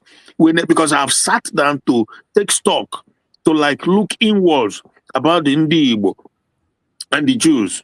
They have similar, that inbuilt characteristics from every sense of it. I can guarantee you, if I begin to talk about it, it will take a while. But I have studied the similarities is unimaginable. The level of similarity, not the skin color though, but the characters, the conduct, the things that drives both sides. You can clearly see whom they are. I'm telling you the truth. So obviously, they are peace-loving people. I can guarantee you. Everywhere they go, they try to contribute to make things happen. Same goes for the Jews, but it goes with jealousy too, because this is how it goes. Everywhere people they move like that, they act like that. It attracts envy and jealousy. That's what happens. Today in the world, if you rain, na Jew. If you no rain, na Jew. So I'm telling you, if somebody died, maybe you get disagreement with Jew, now then kill him. Everything you begin to accuse them of everything. But look at what happens in Nigeria too. Every opportunity they try to label it on Igbo. Everything. So it is what it is, bro. But this brother, they have to realize that without this non-indigenous group of people who came from Futajelon, everybody will be, it may not be as prosperous and as one, but at least there will be peace. They have their peace, bro. You can travel from Anambra down to Benin or to Lagos or to Abeokuta. You are not afraid that somebody is gonna just waylay you on the way. Stuff like that. These things we are just so unheard of. And now you can't even travel. Night day, you are scared to travel on the road because of these non-indigenous people that infiltrated the country. And there were people responsible for it. And they told us right before our eyes that this is their plan. This is what they want to do. That they want to bring in all the Fulanis from the entire Sahel region to settle in Nigeria. They said it. And they did. And everybody pretend as if it's normal. Who does that? My dear brother, how do you go? Marapogi for now because someone from Jiaka, but thank you so much once again, brother Choose, and Thank you so much. by the grace of God, we'll see you again. Thank you, my brother. I appreciate you so much. You've done very well. Thank you so much. And every Biafran that have joined us, thank you all. We will continue. I'm going to be trying to round up now on the program. We just got to look to some other simple issues and we'll round it up now. We've really taken it, that is more than 3 hours now. So we'll be rounding up the program to come back later in the evening. I'm going to still come back again and we will continue on this very message. Wherever you are, more especially people who are in Biafra land, you must be security conscious. Remember, Osumo, who is under attack as we speak. Nigerian government is attacking Osum with the terrorists. Nigerian government are using criminals and terrorists to attack Biafra land as we speak. There are video evidence. Can you imagine? I don't know whether if you saw when I played that video of this boy in Abuja that is fighting the Igbo people. Udele. On the Chukubo. On the Chukubo, yes. The person that Nigerian government gave him military. They gave him military. With Air Force, they went to Udele. As we speak, they are in Osumo who are attacking the Liberation Army over there. Yeah. We knew, if you remember some time ago, we talked about this Udele guy, and we talked about the fact that somebody was challenging, I think it was Gentle the Yahoo, that if he come to Igbo land. So I said, it's needless because you know what? The terrorist Nigerian government will give him military, Air Force, this everything. This is what they just did. And he had the audacity to cover it on video. He showed it on video, streaming it. Yeah. If you remember that, we talked about it. So I said there's no need. There's no need for Gentle to challenge him to come because he will come in a way that. But you see, now, if there was any doubt that Nigerian government is a terrorist government, all these are all evidences. That is the point I'm trying to make. For them to now equip a convicted criminal, a terrorist. Yeah. These are the people that will come online and tell about non-state actor. Today, they are financing non-state actor. Asere Dokubo and this criminal with their terrorist military to come and invade Biafra land. You can imagine. And you know what? To confirm the fact that Nigerian government under this Tumbu is a terrorist government, you ask yourself, how is it that these terrorists in the northern part, in Kwara, in Kogi, and the rest of it, they are walking freely, just completely, buying people left, right, and center? They will give notice to community that they are coming, and there will be no military. There will be no military. There will be no nothing, soldier, nothing to go and defend the people. They will come and they will do what they will do, and they walk away freely, kidnap people. But the government have soldiers to send to Ali Igbo where there is no buying of people, where there is no killing of community, where there is no kidnapping, no bombing of school, no nothing. So you ask yourself, why don't they use those military to confront the Boko Haram, the ISWAP, the Lukurawa, and the rest of it? So many terrorism going on in the north and in the middle belt. So obviously, this Udele guy, just like people like Asare Dokubo, they are on the same page. These guys are just on the same page. They are being paid, they are being used, but that is a challenge we also face it because they be Igbo name, they speak Igbo, and I don't know if they've sold their soul, their loyalty. So, but it's a serious challenge. It is a serious challenge, and the Nigerian government, obviously, I've never minced word when I say it. there is enemy regime to Biafrans, to Ndibo. I know that because you see it when that Igwe was talking about the unfairness, the hypocrisy, the injustice, they were all smiling. And this is another example of it. This is exactly another example of it. That all these Udele, they are working with all these criminal politicians in Biafra land, all these criminals. This will happen.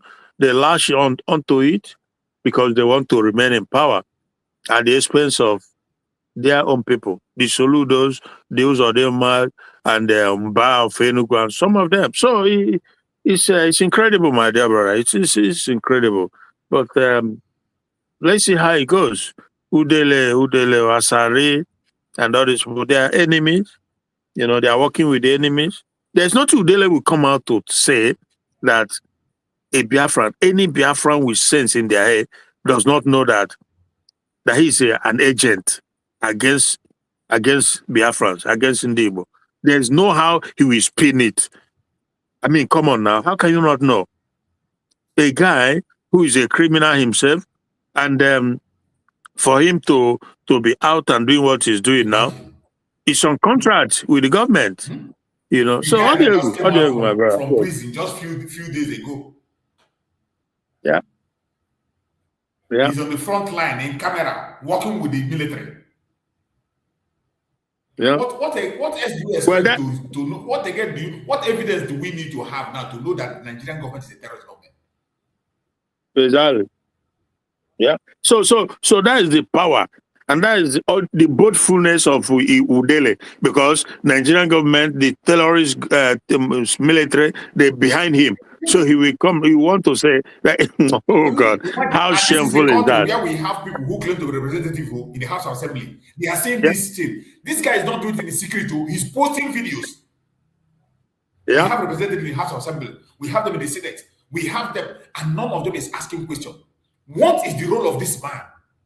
Somebody that is against your people. Somebody who has boasted in camera that he wants to buy all your people.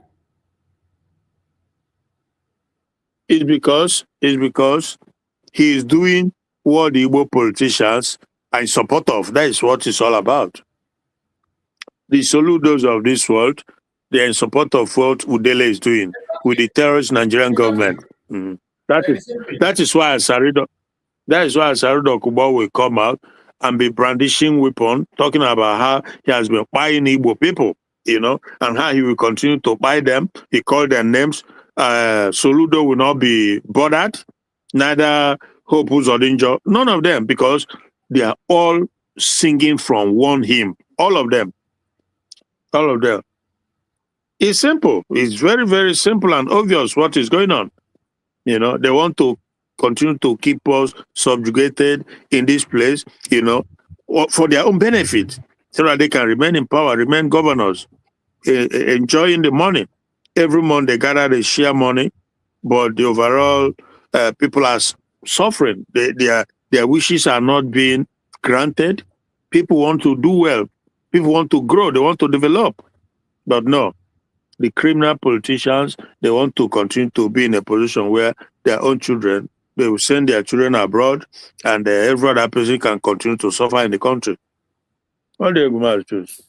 It is so sad. It is so sad.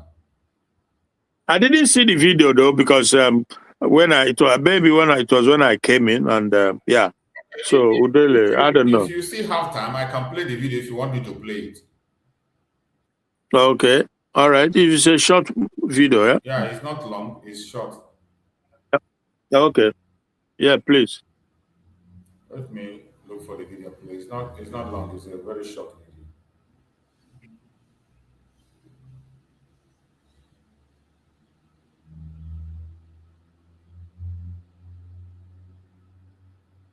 The Osumohu Road, you can see, it's been quite deserted a long time ago. Straight down there is Osu Itokwa. You are going towards Odmeje's house and they go to market. Straight down there is straight to Osumohu.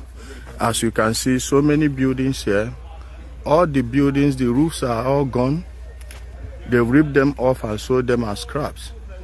The homes you will see with roofs are mostly the ones the criminals are using for their operation.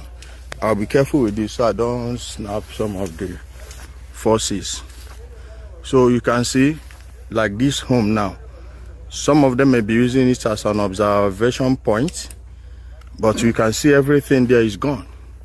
Those of you from Osu, you will know what I'm talking about. So we are here, we've breached their first line of defense. We've gotten to the MTN mast in Osu. The other team has taken over the Odumeje's house.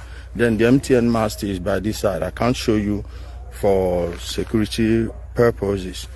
But these guys, we know where they are. They are currently pinned down. And with the order of the army that's leading this job, this operation, we are hopefully going to take over that valley. And we are now stepping a foot back. We won't let them come back and re-establish themselves on any soil we've taken. So I will keep updating you when I'm around Vegas Network. You'll be seeing some of this guy is working for the Fulani.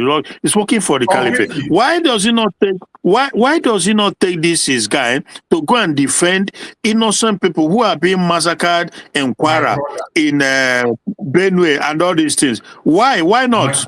If he's that powerful with the military behind him, why not go and defend innocent people who are being massacred? Because our guys in our Biafra land, they don't go about massacring innocent people. You know that. They're not doing that. So why? They never taken over any village. Never go to take it. We have not heard of them attacking any innocent person.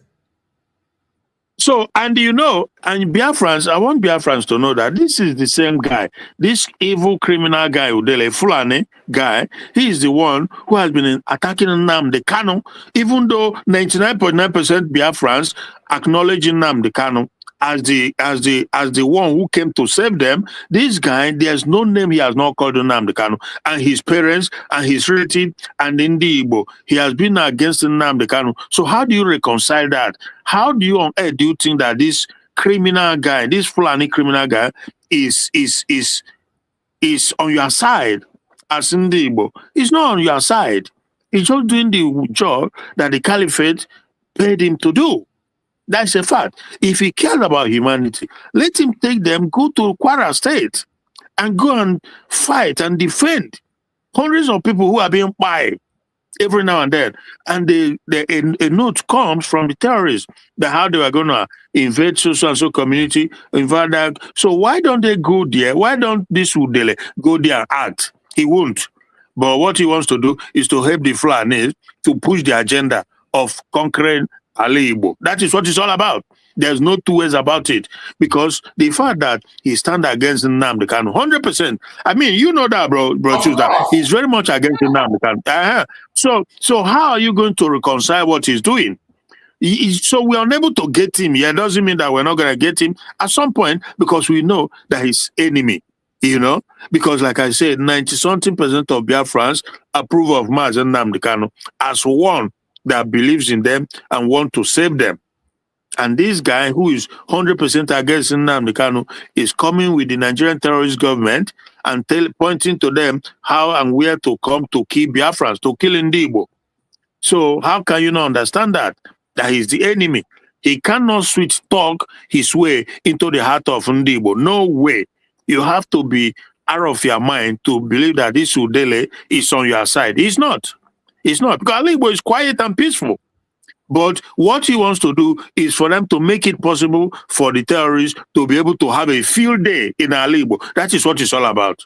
Because there are men who are ready to confront the Fulani terrorists, but they are trying to neutralize those men so that the Fulani terrorists will, so that the Fulani terrorists will have their way in Igbo land. If you don't know that, I feel sorry for you. If you let Udele sweet talk you into believing that he's on your side, then I feel sorry for you, because he's not. There's only one, Mazen Nnamdi Kanu. There's no one else apart from our PM and some other Biafrans here and there. So Udele is not for Ndi Igbo, it's not for Biafrans. And by the way, he doesn't even believe in our freedom as Biafra. You know, he doesn't believe that. Of course, he doesn't. Oh, so how much more? So what else do you want to? How are you not gonna see what is going on here? You know, he doesn't believe in it. You know, he wants us to stay with the caliphate and continue to live under subjugation. So, my brother, audio, but I didn't know, this guy, one of these days, you know, first of all, he's exposing himself. I don't believe that any Biafra will fall for his lies, you know. He's against the people and he's working for the Fulani government. So, but audio, my dear brother, audio. Thank you so much, my brother. We just come to the end. You still have something to say, just do it so that I can be able to round up on the program. Yeah, so that is it for now. Maybe either in the evening or tomorrow by the grace of God. Thank you so much and continue to educate all of us, and we'll continue to let Biafrans know that these are the enemies. You know, there's only one Nnamdi Kanu in Nigeria whom they've incarcerated because he want the best for his people. He want our land to be saved. You know, that is just the bottom line. So the Udele of this world and the politicians, for the most part, they are with the caliphate because what they want is for us to be left vulnerable so that the Fulanis can come and have a field day, you know. He just because frankly, the facts are there. You cannot pretend not to know what the truths are or where it lies or who is on the side of the people. You can't do. Nobody should do that. It's obvious for everybody to know who is on the side of the people.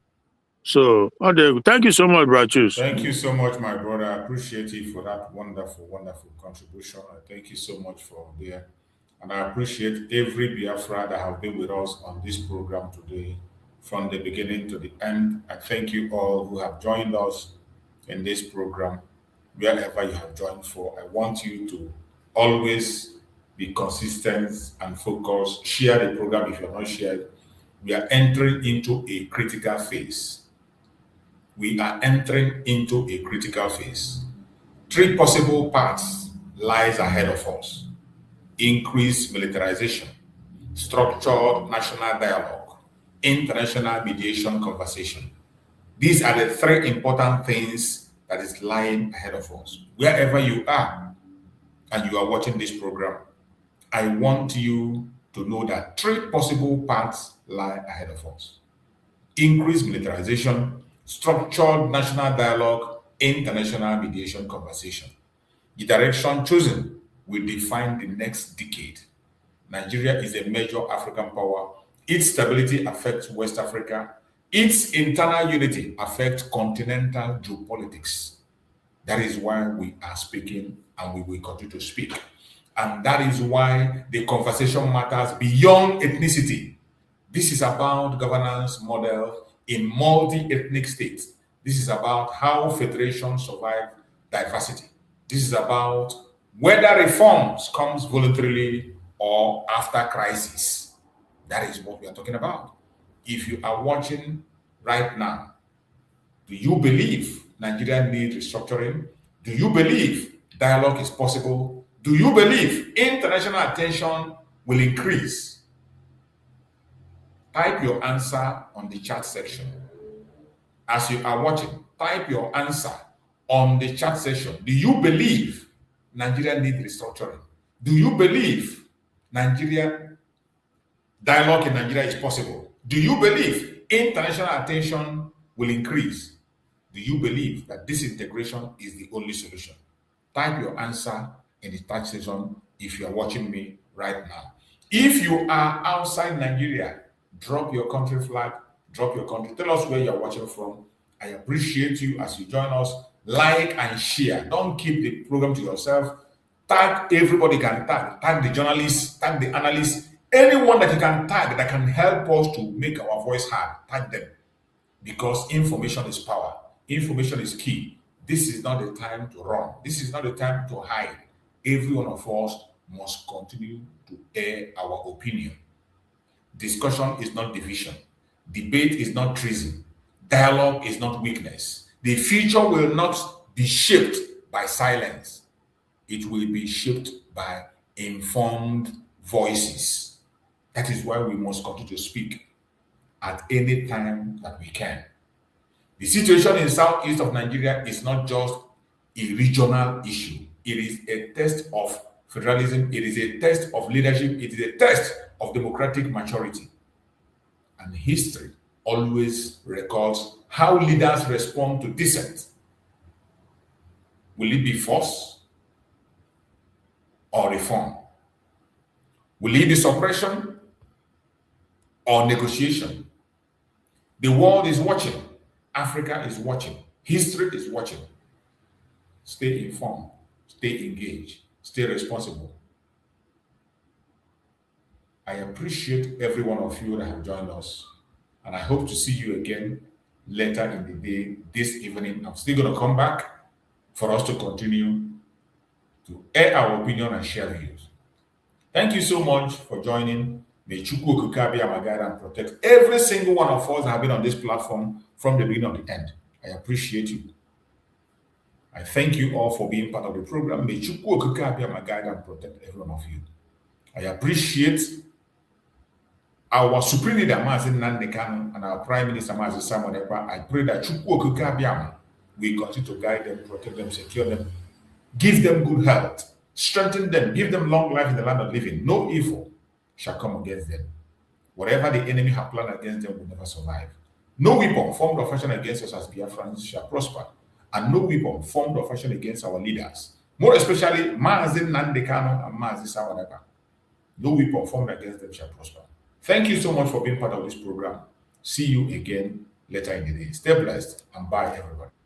Good don't follow for God now. Them say Tinubu don't follow for God now.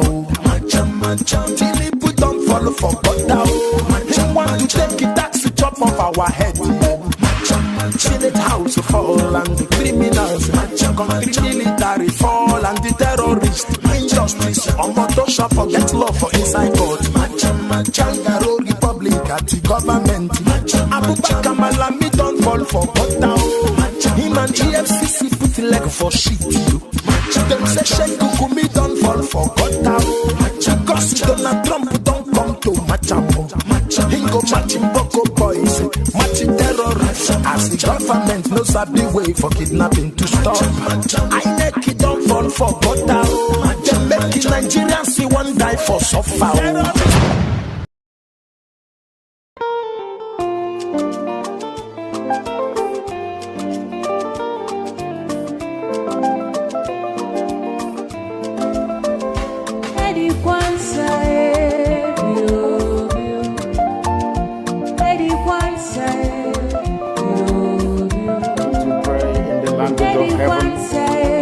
The very oldest language on the face of this very earth.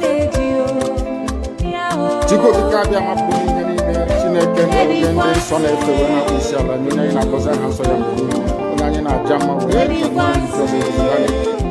anyana ge farusi obona nege ole kali nyani ne kele ke mababa ne kale obia mnendi nden so na kriya na usiala ne obadi ndo no totoa yaba no wanene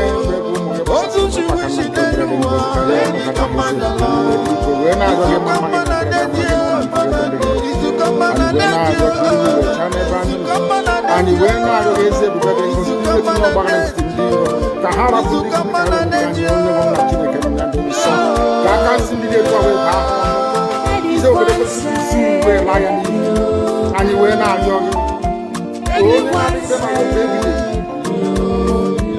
Because you will make a difference with your source and the home and we're not going to